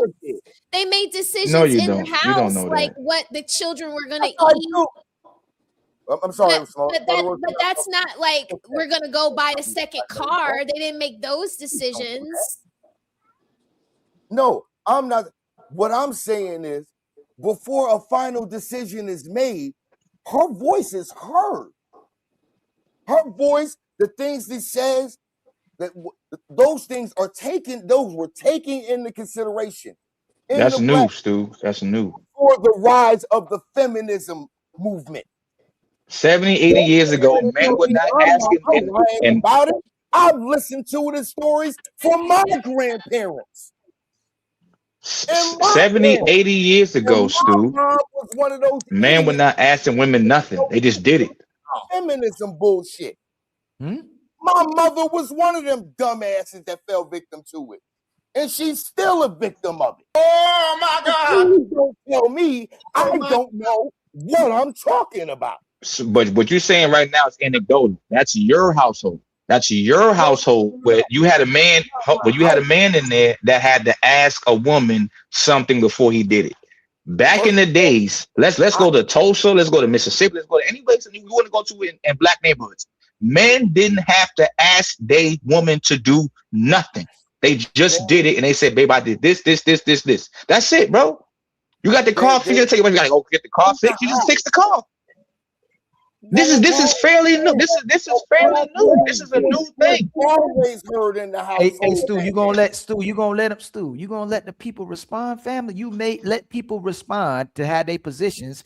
It's funny how you saying you can't have a patriarchy without your wife giving you suggestions or advice or some counsel. You may have counsel with her as well too. Go ahead. Geez, Stu. The patriarchy is basically the man heading the house. There's no time where the black man and the black woman had equal say with each other. The black man typically always had the last word. No, we going this way. Hey, babe, what you say? Let me think about that one. Let me finish. Let me think about that one. Stu, come on, Stu. That's crazy. Y'all still missed the very key point of what I said. But you that's talk over in how your listen, room. how you expect people to listen to you while you talking over people responding? You doing what Crip Jesus was doing. I literally said it in the beginning, the point that y'all keep skipping over. You're just skipping over the fact that you're talking over people. Don't go, my bad. Let me let people land so I can land as well too. What if everybody purposely started just talking over you? Come on, Stu. So Stu, I was in the middle of talking and y'all started doing that. Stop it, man. Come, man. Hold on. Is this what we doing? So you a victim? You're a victim. There we go. I was in the middle of talking, and Wolfstack started talking over me. But you ain't. You're right. You know what? You're right. Sometime. Come on, man. Yeah, hey, see, y'all say, boy, hey, Stu, we coming right to you, Stu. What do you when you? I'm gonna let y'all go ahead. Go ahead. Stu, you've been talking my whole ride home. That was 20 minutes. No, we still. Yo, I just left a restaurant from downtown Dallas. It was 20 minutes for me to get here. You've been talking the whole time. No, I wasn't. That's real talk, man. I even got up here, so shut your ass up. Hey, come get this nigga, man. Bro, you come with good points, but you've been monologuing. Truth. Hold on. Is my mic low again? So, Stu, the patriarchy is basically man leading the household. What are you trying to say so we can understand? You cannot conflate. Let me finish. You got just go back on mute real fast. Go back on mute. Go back right on mute. Are you conflating the fact that a man would listen to his woman or ask for his woman what she thinks with not being a patriarchy? Because I don't know what time of period you're talking about where the black men and black women had equal say, or the black woman even wanted the equal say with her man. No, like I said, y'all missed what I said at the very beginning. No, don't have a conversation. No, we're not doing that. We're going very direct. Let's not have a conversation about the conversation. What are you saying? Just say what you're saying. Whoa. We're not going to do that. Do what? This is what I'm not going to do. Okay. So again, that's not what we're gonna do. We just gonna move on from that. Don't make no sense, man. It don't make no sense. Hey, whether I'm not, it don't matter if I'm nice. I told y'all, it don't matter if I don't turn up. It don't matter. Somebody gonna still try to find a way to make me find something about nice being wrong. Do what? I just said say what you say. You still in the background talking. Nobody can hear you. You in the back. Nobody can hear you. So let's see. Everybody watch. We got almost 300 people watching. What did I do to you? No, what I said was simply. No, I didn't ask you that. No. What did I do to you just now? What did I do to you? We're not going to have a conversation about the conversation, but it's not about the conversation. It's about what I originally said that y'all skipped over. You're doing it again. You're talking about a conversation again. I'm talking about what I said. That You are having the conversation about the conversation instead of telling everybody so they can respond to you what exactly you mean. Because I know we're not understanding. I mean is simply this: the idea of the patriarchy in the black community, when the whole divide between black men and black women, the idea of the patriarchy in the black community between black men and black women, that didn't exist for us. What does that mean? No, can you give context? What I'm saying by this is what is described as the patriarchy now into the authority thing like that. Oh, you're trying to control the patriarchy. That was never a thing in the black community. That was never. No, say in your house. Say in your house. Say that. And most of us. Say it again. Say something else. Oh, say something else. Say something else, nigga. That's why hold on, Wolfsack, you said say in your house without actually even knowing me, bro. I grew up in foster care and in group homes in Philly, bro. It's not no family thing. I know what I'm talking about. I watched my fucking family get torn apart from this. I watched it with my own eyes. So don't sit here and tell me I don't know what I'm talking about. So that means you don't know what patriarch looks like then. Just say that. No, I do know what it looks like, and I do know what it looks like when it got torn apart by something that didn't exist in the community. I want to add to No, this. you. The idea of a patriarchy between a black man and a black Just let woman. him get it out. Let him get it out. Women did not Okay, look sorry. at I'm a mute. Hold on. not Hey, Reese, look at respond to her him when he man. finished. Respond to him when he finished. You got to finish, though. The black woman in the community did not look at her man as an authority figure or someone that controlled her or what she did in that community. She never looked at him like that in those days. That never happened. Those were not the ideas that were in the black community. So, I see you raising your hand, Reese. Yo, I think I know the message you're trying to convey, right? Go for it. In those days, we weren't using terms like patriarchy and matriarchy because the situation didn't call for us to use those terms, right? There was order and balance, kind of, right? The man was always running the show. He made the major decisions because he was the breadwinner, right? Right. But the worship was around that woman in that family. There wasn't no like he's here and she's here or none of that shit. Nobody ever even had a conversation like that. Things kind of went like a well-oiled machine, and you know, and when and it was never like that. Set that shut everything. Never one's here. Everybody woke right up and came to life and addressed that. What is going on here? You see what I'm saying? So the That worst was never the situation with us. decisions. Who you gonna go to? The next Stu, you gotta let Reese talk. He's barely said anything. You're talking over him while he's talking, man. He's right though. That's I'm sorry. Reese said it better than I could. Reese I didn't hear him. I didn't even know what he said. You heard him? Yes. Oh. Oh shit! Oh shit! Can you say that again, Reese? If you can even remember what you just said. I'll try to give you the quicker version. It was more of a balance, right? And there was no archy whatsoever where someone was overseeing the other. And we weren't even using these kind of terms to describe what was going on. It was a whole different custom and culture back then. You see what I'm saying? That's all it is. So it sounds like you saying, Reese, that it just happened. There was no conversation of instruction. It just fell right into the natural balance. Like I'm old and I've never I even heard understand that. patriarchy used in the way it's used until the late 2000s that we're in now. But I got Like, a question. I can only account for about 5 or 6 years of that word being used commonly. In the other 50 years of my life, I've never heard that shit. So nobody never heard wait till your dad. Can I ask a Go ahead, question? go ahead, Savage. So just because it wasn't discussed and Right. it wasn't instructed, does that mean that it wasn't present?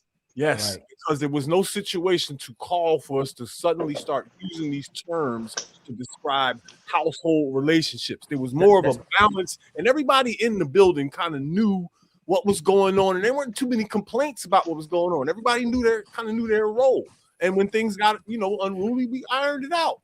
You know what I mean? There was no ruler. Dad put his foot down, right? He ran the show. But if mom had needs, everybody woke up immediately. Let's handle this right now. Everyone had they both had the same type of power, not type of power, but level of power, just different kinds. And they weren't. If they did, why did your mama say? Why did most moms say, "Wait till your father get home"? Start over, bro. Start over. If there was no power dynamic in the house, why did most black mothers say, "Wait till your father get home"? What does that mean? Come on, y'all acting ignorant right now. Said that. He said father put his foot down. He did say that. He's just doing it in a different way. What I'm saying, Miss Moses, is that literally is even if you don't use the word patriarch, we know that living right now, patriarch literally just means man over things. That's all that means. Man over everything. Man, that doesn't say like women are important. Women are very important. I'm just saying.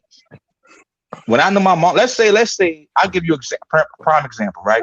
But Wolfie, do you think that when you're coming out of slavery, that when black men and black women were were coming out of slavery, that they paired and got into homes and they were saying to each other, you're the patriarchy, I'm the matriarchy, I'm under you, I follow you. Do you think that that is how it started off, when we were freely able to pair with each other? I think that when we're speaking about this, and you got to look at the two men that you're talking to, these are men that are older than we are. So they didn't grow up watching Mr. Rogers. They probably grew up watching other shows that were less what do you call it? Not segregated, but mixed. Like Mr. Rogers had he was one of the first TV shows to have a black man cop, and him and that black man put their feet into a little mini pool together, right? So they didn't have shows like that. They had white people that they were looking at. They were living in Jim Crow. They were living in redlining and things like that. So do you think that for these two gentlemen that their families were under this kind of same thing that we're talking about right now? That's all Reese and Stu is saying. They weren't calling it these things. Real quick. This question real quick. Just like you said, Wolf Stacks, they always ask, wait till your mom get home. Or wait till your dad get home. You ever notice you all go ask to do something, and you ever hear your dad say, go ask your mama? It's the same respect. Yeah, your mom gives you permission to do something, especially when he wanted to say no. Foot down when the law needs to be laid down. It was never a patriarchy or a matriarchy. It was an equal level thing in the black community. It was never equal. It was you keep saying that, but in most people that had their father in their house, it's never equal. It was you keep saying that because that's how you feel. But Reese used the word balanced. He's not saying equal, he's saying balance. So equal and balance are two separate things. No, but Miss Smelly Roses, he said in the black community there was never a dynamic where men were in the head of the household. He said it was always balanced. So balance is equal to equal. It's like almost, if not the same thing. But I'm telling him is he's older than me. He's supposed to know better. I was from an age where I seen 5 different generations, and I'm only 38 years old. I was born in 87, right? I had I had grandparents and I had great grandparents, right? Even seeing them, the man was always the head of the household. Yes, he confided in his wife. Yes, he confided in the woman he loves. But at the same time, he always had the first and last say. People that might not have had. Sorry, Ali. I'm sorry. Go ahead. Well, you're fine. We conflating feminist rhetoric, extreme feminist rhetoric, to the way supposedly men used to be back during when women was oppressed, to the fact that when a man has power, a man has always gotten power in his household, and he would give his woman the power of his house. So it felt balanced and it felt equal. That's what would happen. So the man would be the man of the house, and then when he would come home, he'd go, hey, babe, this your house now. As long as you're doing what I'm asking, as long as this house is in order, as long as you're taking care of me, you are in charge of this home. But the man ideally gives that woman that power as well too. So if what Stu is saying and what Philly is saying is that there's no way in that black community never used to say I dominate white wife, I run over my wife, I'll concede to that 100% of the time. None of us have raised where our fathers were domineering or dominant of our mothers, but our fathers were always in charge. Whether he said it outwardly or didn't, he ran that household. And a woman doesn't want to be with a man who's not running a household or who's in charge. She don't want the responsibility. She don't want to be in that position. She don't want to take leadership position of that. And typically when she does, if she makes all those decisions, she'll end up resenting and rejecting that man and and emasculate that man and not look at him as a man. But for the most part, the black man, men in general, has always led a household, and most of us want to be inside of a household that a man is running. But as most men, I've never heard a man say, dominate your woman, control your woman, you're superior to your woman.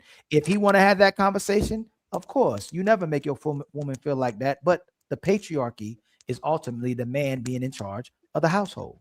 And none of us would promote that, the goofiness of saying, I'm always control my woman. I'm gonna dominate my woman. Nobody on the panel wants love that they have to dominate and control. If she has to love you, the only way she can love you is if you essentially physically in control of her. That's one thing. But if she wants to be under your control and under your coverage, that's the type of love you want from a woman. Because no matter what, the man is always going to be in control, or the woman's going to be in control. Somebody's in control. So it's a woman-led household or it's a man-made household. But the man, if he's running a household, will give power to his woman and dominion to his woman as well too. So it's always been the patriarchy, though.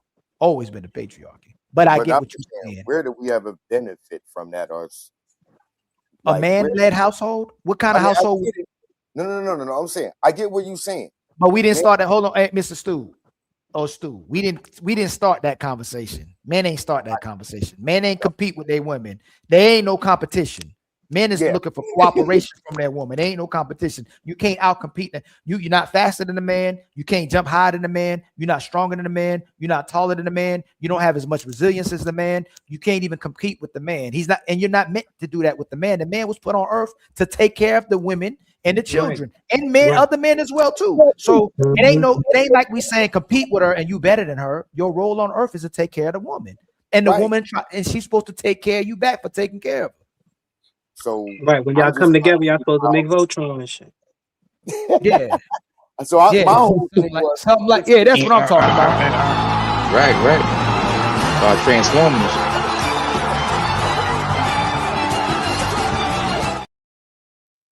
I just don't think it make any sense bringing that up with us. But that's why the whole thing. But who does? But who brings that?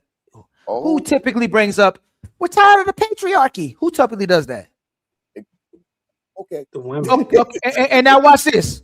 The patriarchy gave jobs. The patriarchy lets you take advantage of men. The patriarchy lets you vote. The patriarchy lets you be a businesswoman. The patriarchy lets you run over men, let you sue men, let you garnish a paycheck, take half of his money. So you can protect you. If again, ain't nobody crashing out faster over than what happens to women and children. The ultimate goal of patriarchy is to take care of women and children. That's so what man ain't that on the panel. Like, I'm not in a relationship to take care of me. I'm in a relationship to take care of women and children, but I'm with them hoping that they do what I'm asking as well too. Hey Ali, can I ask a question? Yes. Is it safe to say then that there is a difference in respect between a man and a woman? There's a different kind of respect as a woman that she gets, the nurturing, the coddling, and all of that, the feelings and all of that in the family, the feeding and all of that.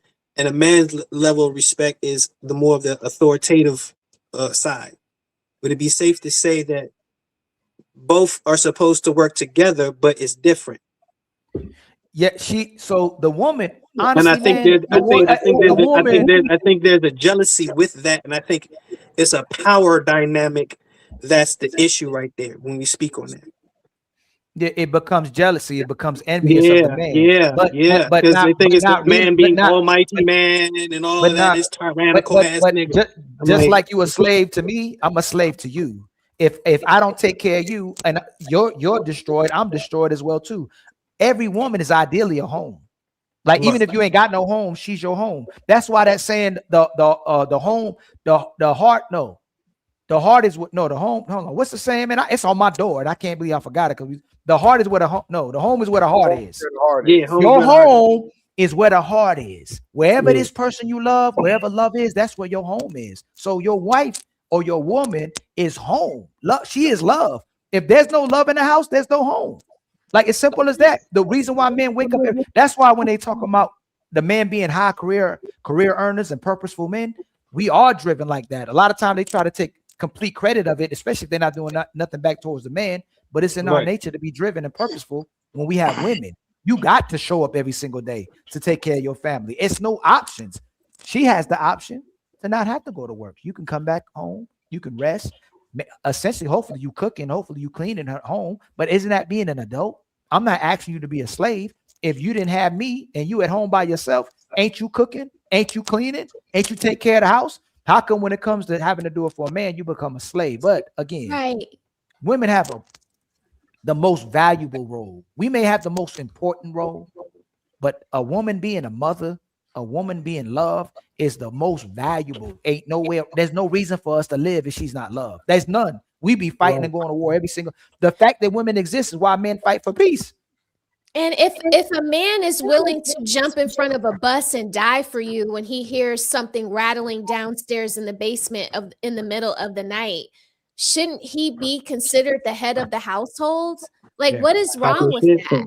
There you go, What is Mr. wrong Love. with that? If his AKA, responsibility talk is to on it. protect you, your responsibility is to nurture him and the children. I don't understand like why both of those things are not equally as powerful. But the Yeah. women want all of the glory, but they don't want any of the sweat equity that goes into being a man. Like the man has to kill the bear, he has to bring home the bacon, he has to do all of these things, and they just get to sit back and clean in an AC in a well air conditioned home. You know, like it's like, come on, ladies, like let's stop this. You wouldn't say, yeah. Balanced, but No. he's clearly gonna die for you versus die for him. No. Hey, Reese, before you say something, what Rose basically is saying, if I'm willing to die, if I'm willing to die for you, then you should be willing to live for me. That's it. That's it. If I'm willing to die for you, you should be willing to live for me. That's a simple trade-off. Go ahead, my brother Reese, and then Savage. We're after Reese. Yo, listen very, very carefully. Right? I've been the other guy my entire life. Get closer to the mic, Reese. I don't know if that is turn. You got me? the fan on. I think you got the mic on the fan or something, or the cat. Something. Can you hear me? Yes, now you're good. All right, look, listen very carefully. My subwoofer. Hold on a second. Hang on a second. I've been the other guy all my life.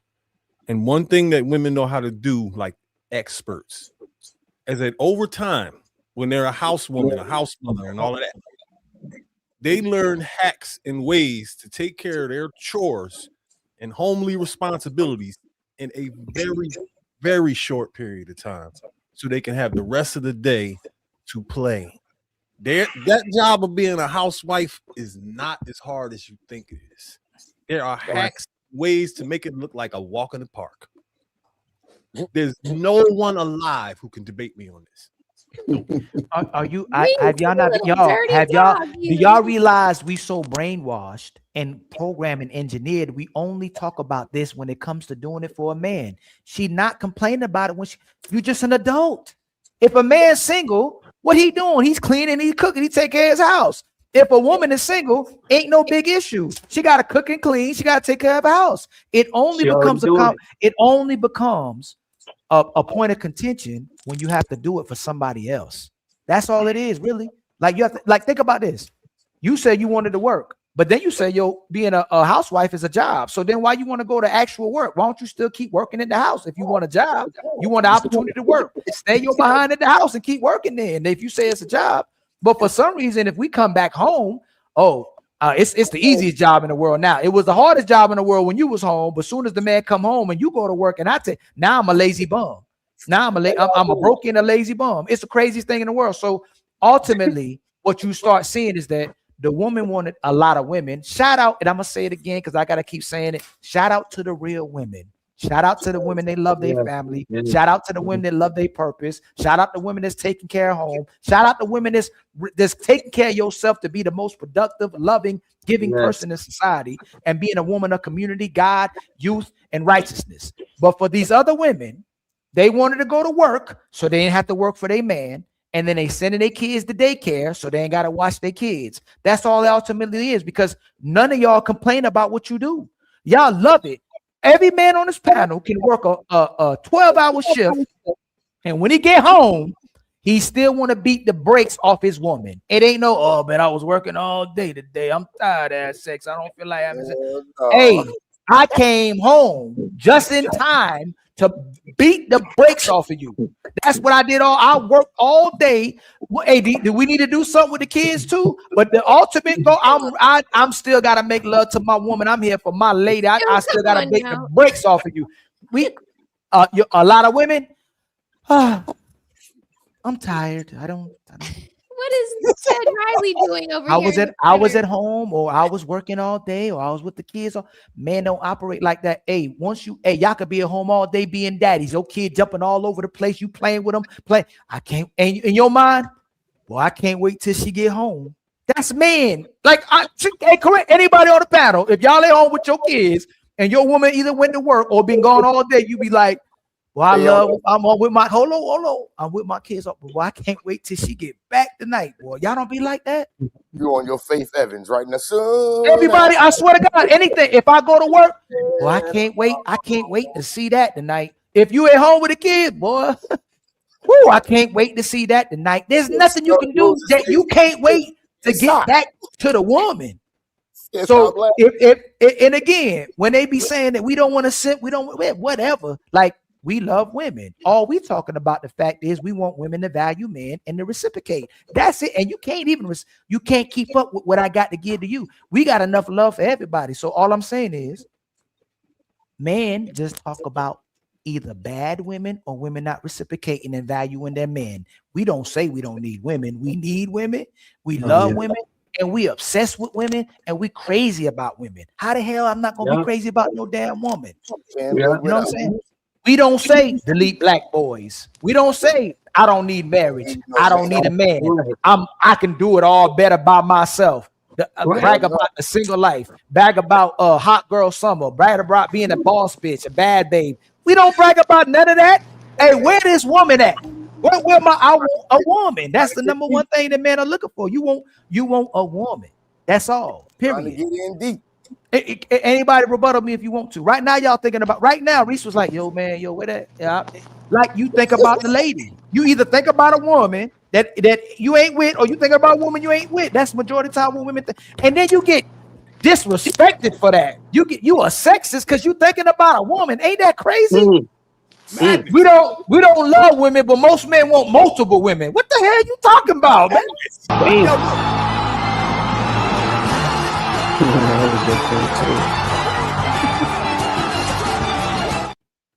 Yeah, you know what I'm saying? Y'all would take on 10 women. We love women, and he used that against us, man. He was womanizing. We love women. Hey, Ali, think about the most hardcore, raw, red pill dude you ever thought of in your life that goes around using the B word and every other sentence and FD. Can't wait to be on the plantation. Even him is going to try to get as much box as he can. That nigga trying to dive deep. And you know what most women doing? You know what most women doing? Most women are going on missions. Most women are going on flights. Most women are finding every way possible to prove that they don't need a man. Yo. Right. What the hell? Think about that, yo. And then you come up here talking about the patriarchy. The patriarchy was built to take care of the woman, Stu. What you talk about? Ali cooking like shit, boy. That boy cooking. Deep fry cooking. What you talking about, man? Stu, what we talking? Wait, man, with the patriarchy, what you mean? All the man want is the woman to love him. That's it, Stu. The patriarchy is built around her. Hey, Ali, I think I got a theory, right? Cooking like a motherfucker. God damn.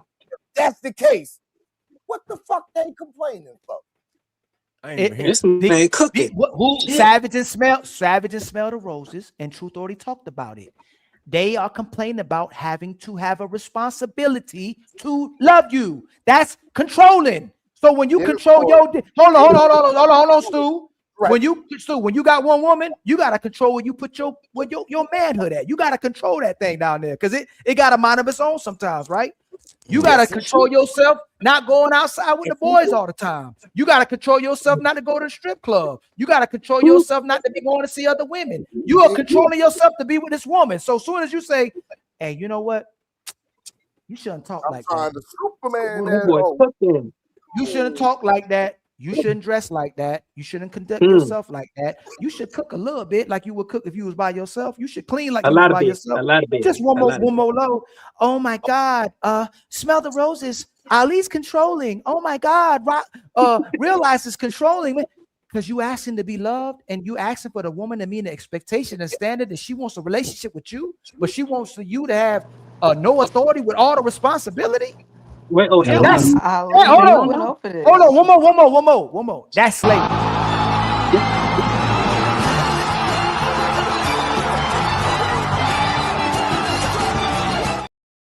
Responsibility with no authority is slavery. We manipulation. We went over this because I said it My in the beginning of Manipulation this at its live, and finest. I'm gonna say it again. A lot of women would. Am I on the TV? Well, like I said, a lot of women was never taught that you have to earn a good man, and they don't know that there's requirements and standards that's expected of them to be able to obtain and keep him. Just because you can sleep with him don't mean you can keep him. Just because you could be a guest in his house don't make you a resident in his house. See You what can I'm get saying? dismissed at any given moment. That's just what it is. But I believe what happens is the ego and the pride comes into it, and it's like, well, he wasn't good enough, or he was this, or he didn't want to commit. He was the problem. It got to be everybody but the person that was there. I don't think women want to acknowledge their flaws, and people can't accept accountability. They really don't want to hear something wrong with you. Calm Facts. Can down, I ask Ali. y'all? She gaslighting you. She gaslighting you. Jazz.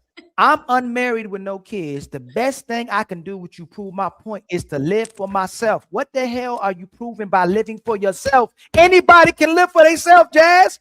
I can live for myself, Jazz. She's a spinster. When No, she gets older and she has Don't go no too hard. husband. No, don't go too hard. Don't go too hard. No, wait, Don't go but too I just hard. made Don't a go too video hard. about this because Come on, Jazz. what ends up happening is what's happening in Japan.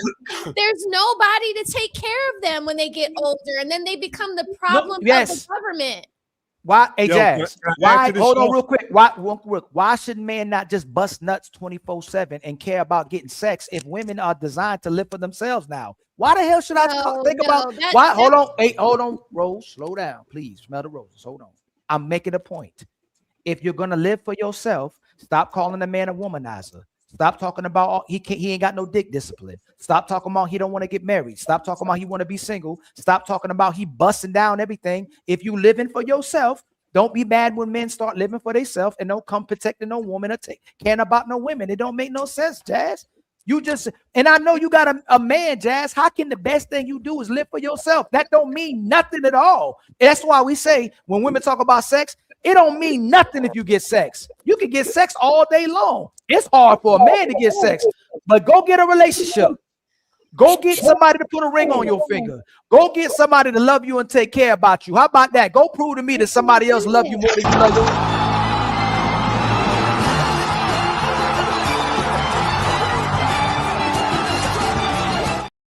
God dang, man.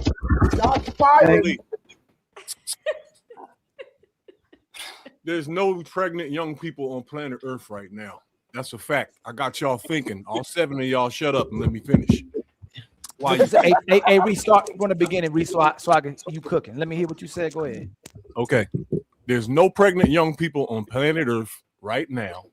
None of y'all try to debate that. All 7 of y'all shut up and let me finish. And I have a theory as to why. And Jazz's comments has a little bit to do with it. So we are in full steam. The boss bitch era is at its peak right now, where it's me. Right? I don't see young people trying to holler at each other in the malls. I'm in the mall literally every single day. I gotta go through the mall to get to work. And I'm at like 4 different bus and train stations. All of this going 2 ways every day. I see everybody. No one is talking to anybody, but they're all on these devices trying to get at somebody on the device. The young boys are sitting around on the train in groups trying to holler at chicks on the devices. And I'm assuming that these people are not on their block or in their neighborhood like the way we used to do it back in the day. You met chicks in your immediate neighborhood, sometimes on your own block. You wanted to bang all the chicks in your neighborhood. These dudes don't go after the chicks on their block. Everybody has somebody that's far away, and nobody wants to get pregnant for some reason.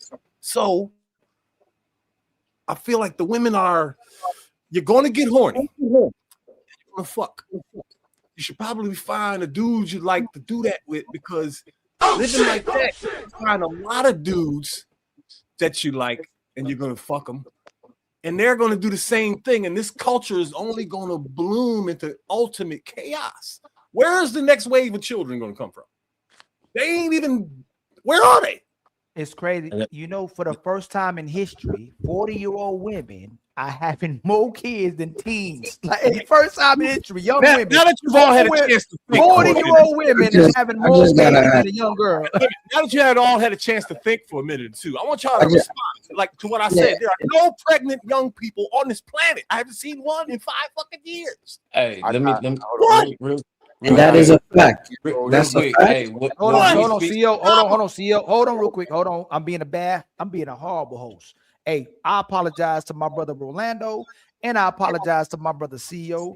Let them speak first, and then Truth, you just came back, so I know you ain't been talking. You come right back in.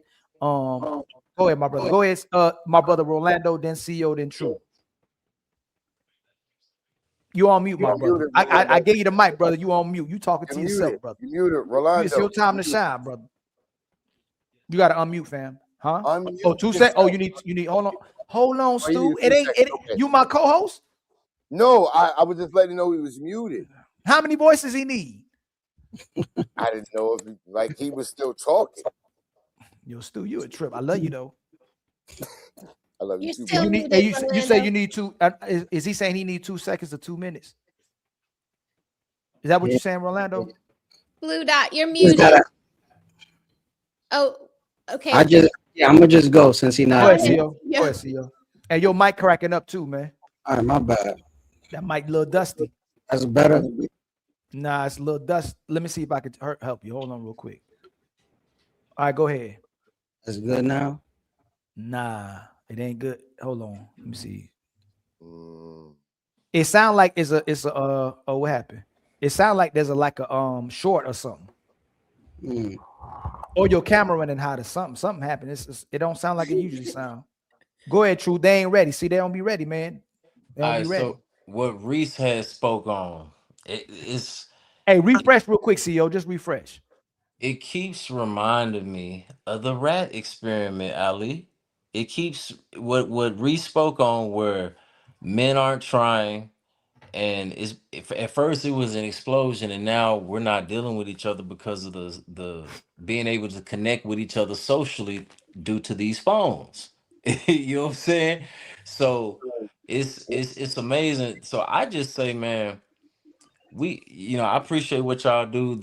The conversations I hear on TikTok, those where you can really tell where the climate of the society is going. And I think Savage, you can speak to it how it is on TikTok. It's not getting no progression like say these conversations here on TikTok. Man, it's like the wild wild west, and I'm talking about that's how they handle their relationships as You well. say something, yeah, Kai? Yes, sir. You ready? What you say? I said, you ready? You can hear me now? Yeah, you got a problem? Can you hear me? You got a problem? Yes. Can Yes, you we hear don't me, have a Ilkan problem. Ali? Yes. Yeah. You got a You problem? can hear me? Yes. All right, then. That's what's up. What's up? Yeah, holla, get up with me after the show. What's that mean? Who are you? Come contact me after the show. Who are you? Blue Dot. We being peaceful tonight, right? Yeah. Who is that? Well, what's Okay. wrong with saying contact me after the show? What's wrong with that? Your delivery is horrible, fam. He taking it. He taking You it. said my microphone was off. Yeah, You don't remember? Is my microphone on now? Yeah, we can hear you That's now. how you My talk. bad. I thought, man, they said, remember, y'all said my microphone was off. Yeah, we were just trying to see Oh, if you My wanted to bad. speak. I'm gonna lower my tone. Yeah, contact me after the show. Okay, you on some positivity. Yeah, contact Oh, me your after the delivery. show. All right, man. That sound Y'all said my like microphone. Y'all said my microphone was off. I didn't know if it was. I didn't know if you could hear me or not. okay. You know him, Smell the Yes, Roses? this is Okay, a you rose good. bud. Then you good. Okay, Rolando, you good, my brother. I was just trying to get you in the conversation, my brother. Sound like Yeah, you turned up on me. Yeah, Blue Dot. We wanted to know, did you have anything on the topic? Yeah. What was the topic? I couldn't never understood. I could never understand it. Okay,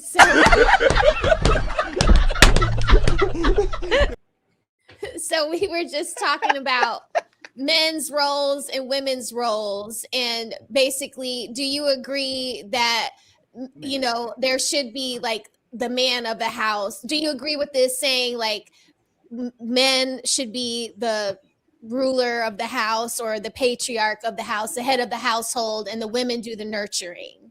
Do you A agree with woman that line? gonna know if she got a good man or not.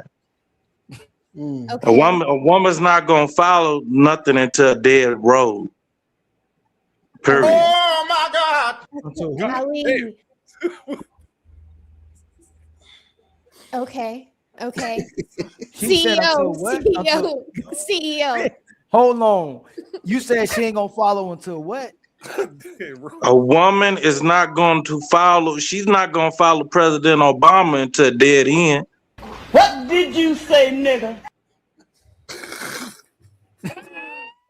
Okay, I got you. So, CEO, it's your turn. I get exactly where he coming from. I just wanted to know if Reese said is an actual fact. There's no pregnant young people. If that's a fact, It is a fact. It is a fact. That's extremely. There's no pregnant young people. Yeah. No, what he means to say He is mean in that general. the He's birth rates saying are in general. declining. Yeah, The I birth knew rates- that. You mean ACO? See, hold on, Reese. There ain't no daycares and nothing. Hey, Reese, you being fun, you being being hyperbolic, right? That's what you're doing, right? Fam, I'm out here every day. I catch No, buses. I'm with you. No. I agree. No. I'm saying in general, you saying there's young kids out here pregnant. There's young people out here pregnant. Okay. Damn. But what he's saying is that Somebody came up with somebody under 20 years old pregnant. Anybody do it. Call people. I saw Nobody two girls together. I saw two girls together getting in the Uber that were talking about bragging about they both were pregnant together. So I seen it, but it's extremely rare. I'm about to say, and I the amount of can't young look people somebody being who's the marriage is being delayed. Hold on, real Stu. If they can't hear y'all, just refresh. And you can't, Stu, you can smoke, but you can't have the cigarette or whatever that's in your hand on the screen. Yes, sir. But it's my bad. I forgot that part. it's what up the baby making is definitely declining. Absolutely, there's no doubt about it. Let's take what I said right now. Think for a minute, everybody on the panel, about the rest of your life. Going back when you were in your 20 how did we populate the world? What did we see every summer in every city? Oh, it's over. Pregnant young girls every fucking way. Every year until 5 years ago. That's how we populated the earth for the last half century. Hey, Reese, you know what really happened? CEO settled down. That's what happened.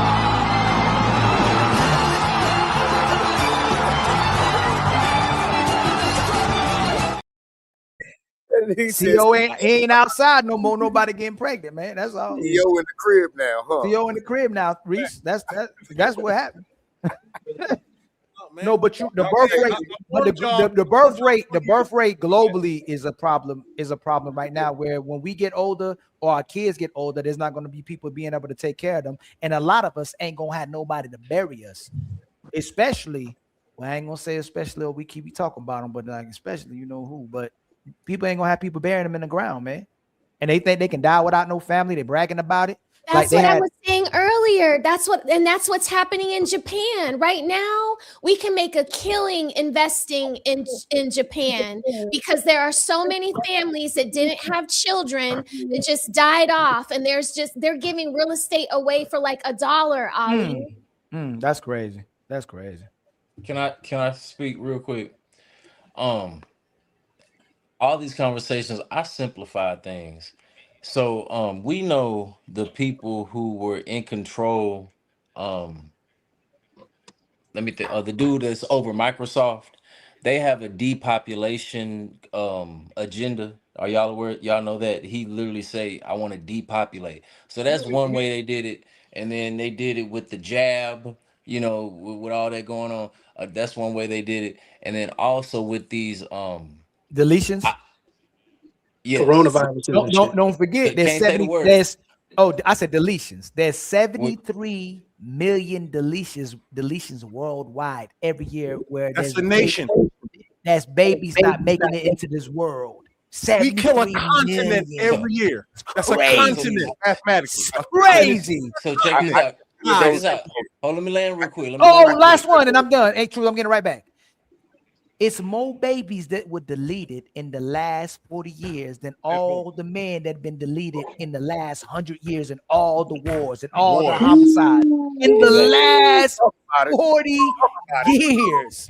Women So are look, diabolical. So peep this. That's crazy. That's true. So they do it. And kids come first. Last one. Hey, true. Do kids come first? Most definitely. Family and kids. No. Like based on what's happened in society, does it look like kids actually come first? No. They last, especially with everything that came out in those files and whatnot. So they did it with everything you described on. And then they also did it with the psychological warfare, with the feminism and the self, and I'm gonna put off kids, and I'm gonna put off marriage, and I'm gonna put off things. We gotta understand that the opposite of the Most High is at work through the people who control these forms, media, movie, music, the music moguls, where they're teaching separation. I just said, you know that song, "Baby, come pick up your clothes. I have them folks." Look, I love that Hey, song. I love that song. no, but listen. I said for the past 20 years, women for the most part have talked about songs that separated. I don't want no scrub. We can go on and on. The video messed it up though, True. The video messed it up, but that song is fire. Like it's You about mad at Scrubs? Go listen to Pigeons. It's just the it's harmonize. about getting that the was man good. back in your life. That song is a phenomenal song. I wish the video was better, but that's my song. Ali, Like, I got a I didn't question at for you. first. But look, But remember this. Look. Oh, go ahead, Truth. My bad. As I land, I'm just saying, everything is about doing the opposite of be fruitful and multiply. If you think about it, You ain't know that? Look at that. Hey, everything is the opposite about a man and a woman being together. That I'm done. That's it. That's I got a it. question y'all know for that. Look, Ali. live spelled backwards. You living backwards is evil. Damn. In order to live, you got to have some evil in you.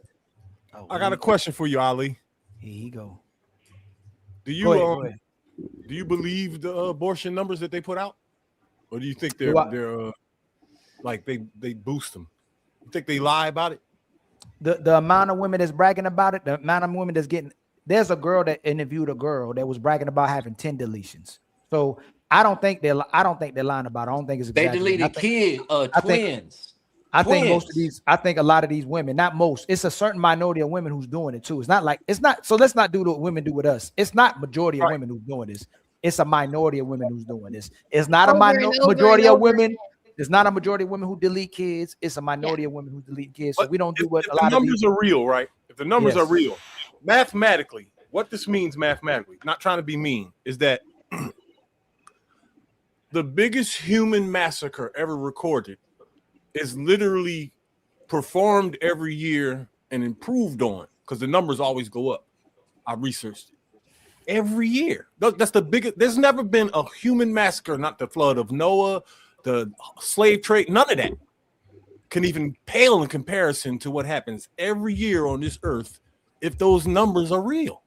Do y'all understand that? It started in 1965. It just started. It literally just started less than 60 years ago.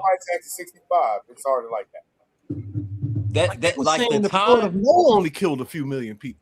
The time of which when this started, when people started, okay, I have choice, I'm gonna delete my baby. I'm not gonna have, the time period is so short in comparison to how we got here off of all the families built upon. Like we're going backwards. Humanity is going backwards. Less than 60 years built on top of over 300. So you know what the sick part about it is?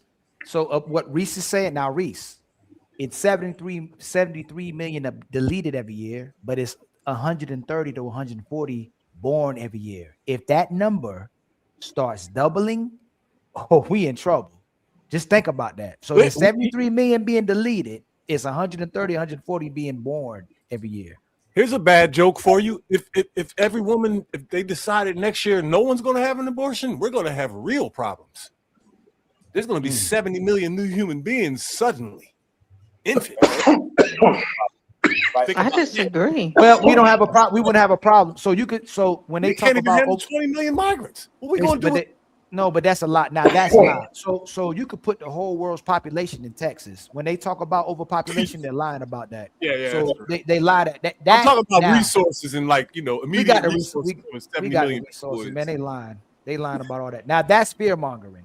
Every So matter of fact, if we didn't have immigrants, so Reese, immigrants is what's helping to sustain the country as much as they try to talk about immigrants because we don't have enough people. We need the influx of people coming into the country because we're not making enough people. When enough people not having babies, enough people not taking the jobs as well too. The Yeah, that immigrants flow has to be regulated though. You can't just turn the faucet on high.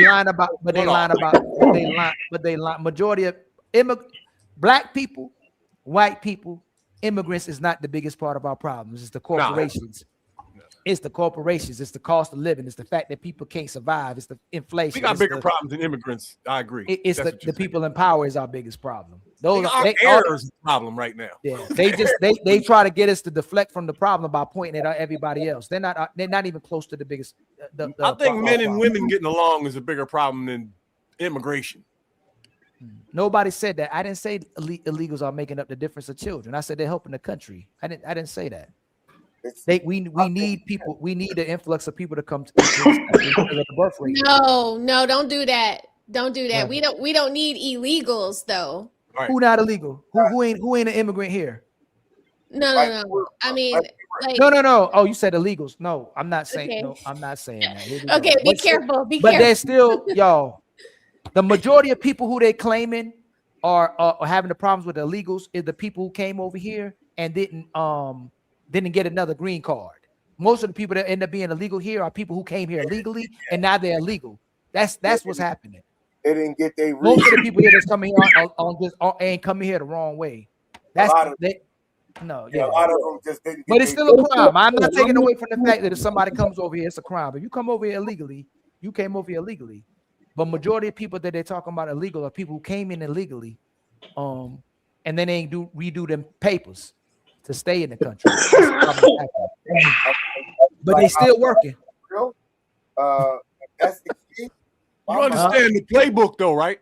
Well, yes, but hold on. If you want to get a kilo across the border, you put it on the bread truck, you put it in the middle. I got a all the other bread around. I got a family. I got a family. I got to love take care of. You said, you know what I was thinking about all night. You know what I'm saying? I'm gonna have to try to get to that soon night. The lady. Oh, I'm sorry. Yeah. we got 5 more minutes. So anybody got any final words? And by the way, I'm gonna say it over and over again. We love our women. We love our women. We love our women. When we had these conversations, we are talking about the certain women that it applies to.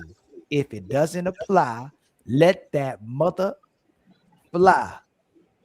And you should be on our side when we talk about them type of women anyway. But that's a whole nother. Just like when you talk about them deadbeats and the people who delete and the people who disrespect and put hands on each other, people who violent, toxic, all that, we don't like them either. So you shouldn't like the women we talking about as well either. I'm about to get out of here. I hope my cap cut working now. My cap. Anybody cap cut now? Anybody cap cut not working? Yeah. Well, let me look at it. But I want to say this because you want to get out of here, Ali. I want to say this. I'm gonna get out of here too. Savage. Smell the rose. Mrs. Smell the Roses. It is an honor and a pleasure to actually share the stage with y'all too. I love your perspective. I love how you hold women accountable. You're unafraid to hold yourselves accountable. We need more women like you in today's society. Keep being who y'all are. You'll always have respect and love for me. It's a pleasure to meet y'all. Thank you all. Ali, Breeze, my Philadelphia Targaryen brother. Are you close to your father? Not really. Does he even return your call? Thank you. Thank you. I'm gonna end it on this note, and I'm gonna keep it real simple. You can't love nobody until you love yourself first. You can't accept yourself until you take accountability first. Don't ask or look for nobody until you've done the work within you first. If you don't like who you with, it's because you was the problem first. Ooh. Love you. Anybody else? Me too. I'm gonna get out of here. Auntie. That did it right there, Ali. Big 12's in the chat. Shadua Sanders, what's up, Auntie? Yeah. Yeah, appreciate y'all. Y'all take it easy. Be like, Hey, I gotta read these super chats. All right, I love y'all. I'll see y'all on the next one. All right, I love y'all too. Love y'all. Hey, shout out to everybody that came and rocked with your boy. Y'all are all family to me. Even the people who don't agree, y'all still family. All right, let's not make it too personal. Let's not be throwing at homonyms. Let's not get crazy with each other. We trying to have a productive conversation and a productive show where everybody can come up here and build. All right. Much love to all the contributions, the donations, and the support, man. Much love to the people who was watching on Smell the Roses side. I think people was watching on Stu Vision side. People was watching on Tia side. Much love to all y'all. Much love to everybody that came through. Hopefully y'all stay around. Y'all know we don't play around. All right. But make sure y'all like, make sure you subscribe, make sure you sharing even while I'm talking. I'm gonna finish reading some of these rest of these super chats, man. And while y'all leaving, man, shout out to J Mill, Jay Tillman. Shout out to William Gray. Shout out to Smell the Roses. Shout out to who is this? Kate Clapzo. I'm trying to say your name. I gotta show love to everybody. J Rob, Construction Icon. Sorry you couldn't come up, my brother. I don't know what was going on with your system. J Rob, Bernard. Y'all ain't even on my side. Still gonna show y'all love. Al Screen, Jazz. You know I love you, Jazz. Even though Jazz, boy, you making the headlines, ain't you, Jazz, boy? William, my brother. Is that real authentic? Is that, I hope you ain't the one. I hope that ain't you that been doing. He might not be you, but I think it's you, but you might not be you. My brother Ricky Beavers, First Cause, my brother Mick the Most, becoming a legendary untouchable, Bill of Rights. Am I missing anybody? I don't want to miss nobody. If I miss you, I'm sorry. All right. Neff Form, DJ Torch, T.O., Twan, Drobo Knot, Wolfie, Wolf Stack, Leslie K, Put Her to Work, Stu, I Funny, Summer, I Tone, man. Much love to everybody, man. I try to get to everybody. All right. I'm gonna try to get love to everybody. Much love to Savage, much love to Smell the Roses, much love to my brother Real Eyes, much love to my brother Stu again. If I didn't say it. Woo's Dragon, keep doing good work. I'm trying, my brother. I'm trying, man. They be out here hating on your brother. You know, I'm just trying to tell the truth, you know. Savage again, thank you for coming through, my sister.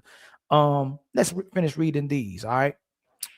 My brother T.O. was the sponsor of the show with $55. Much love to you, my brother. I truly appreciate that always. You know I do. Let me see. I think we was right here. Zero Fallout with the $5 super chat. They said it out loud at the WEF. You will own nothing, eat bugs, and like it. They ain't even trying to hide it no more. Good Lord. I Construct still asking for the link. The link ain't working. Chef Chapino, salute family. You and Fatty pulled off the hoax of the century, aka the great filtration. Well,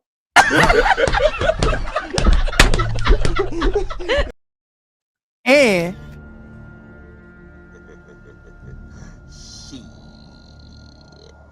Got your ass. And then Twan, yo, who live? Is somebody live? If I can do a restream, Smell the Roses, are you going live? Who live right now? Let me see who I can send this to. Smell the Roses, are you gonna stay live? Oh, you know what? I'm gonna send y'all. Is Nino going live today? Let me see. Nino, you going live today? 9 o'clock today. No, Nino not going live today. I think I'm gonna send it to my brother Stacy Prince. That's why I'm gonna send it to my brother Stacy Prince, man. Let me see. Tia. I'm sorry. I did not try to click on this.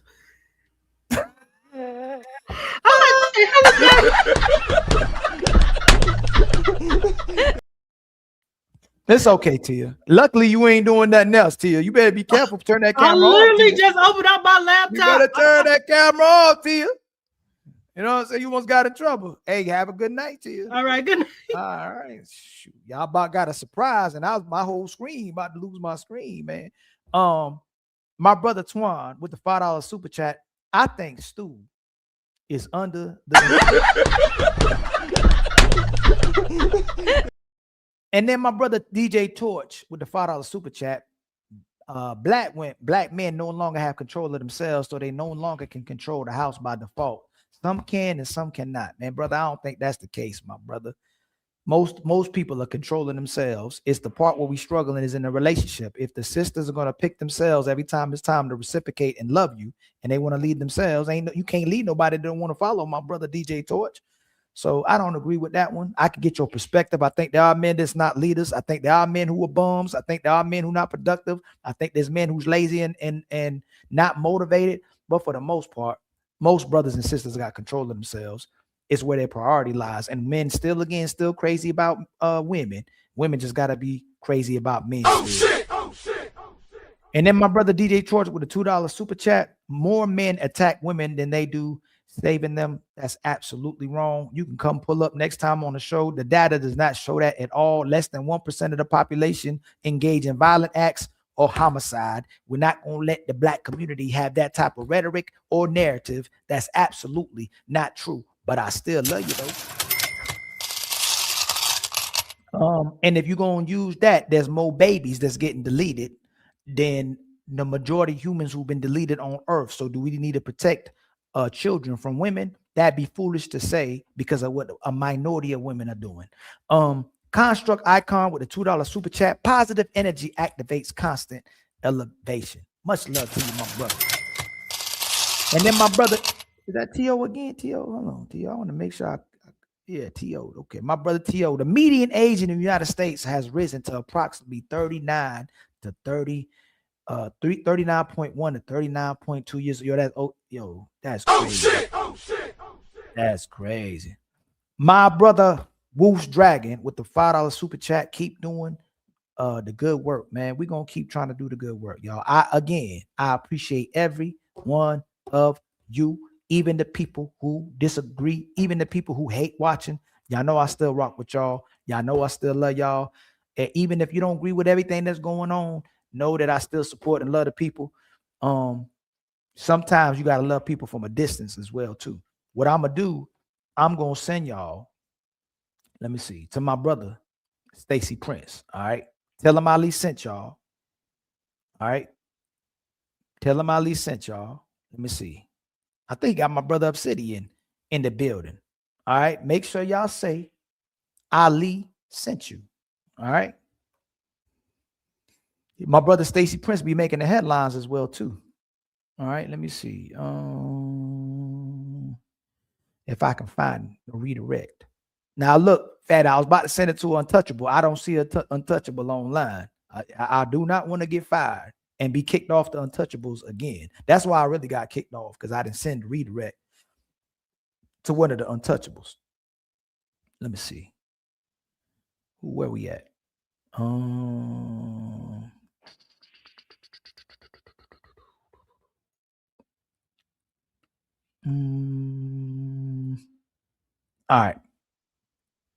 right. So y'all, if y'all still want to, my brother Stacy Prince is interviewing and having a discussion. Dang, he ain't got it on. So let me see. Let's see. Does Lapeef have? Look, I'm gonna do Lapeef. I'm see. It's gonna be like Ali said it to somebody. Let's see if he got his own. He might not even got his own. That's the only person else I could left to send it out. Or no Fugazi. You know what? I'm gonna send it no Fugazi. That's what I'm gonna send it to. Let me see. Let's see if he got his turned on.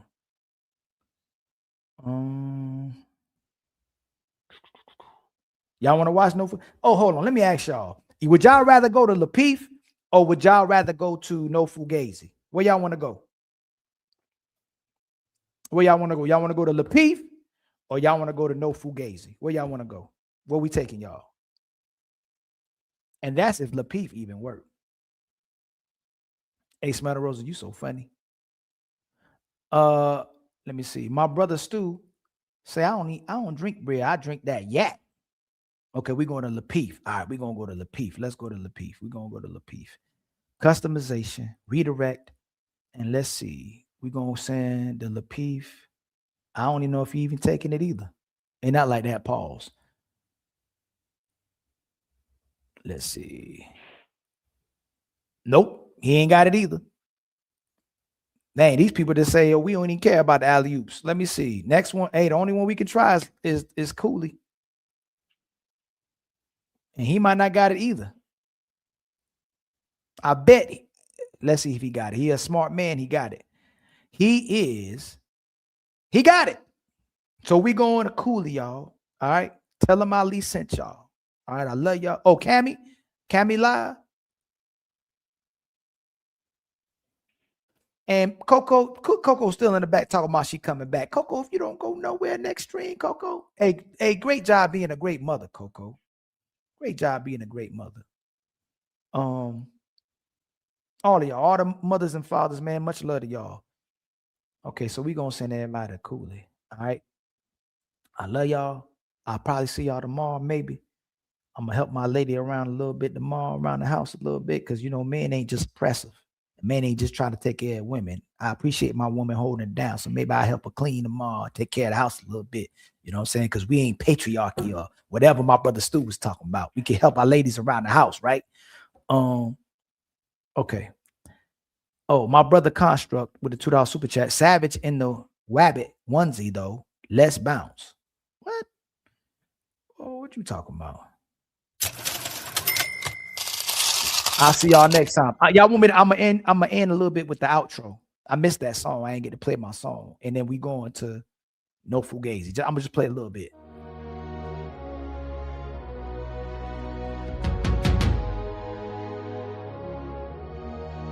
We rise higher to the fire. Untouchable empire. Untouchable empire. We rise higher. Untouchable empire. Lift us higher. Only empathy. Bring truth to the streets. We stand for the people, never fall, never retreat. Untouchable empire. We don't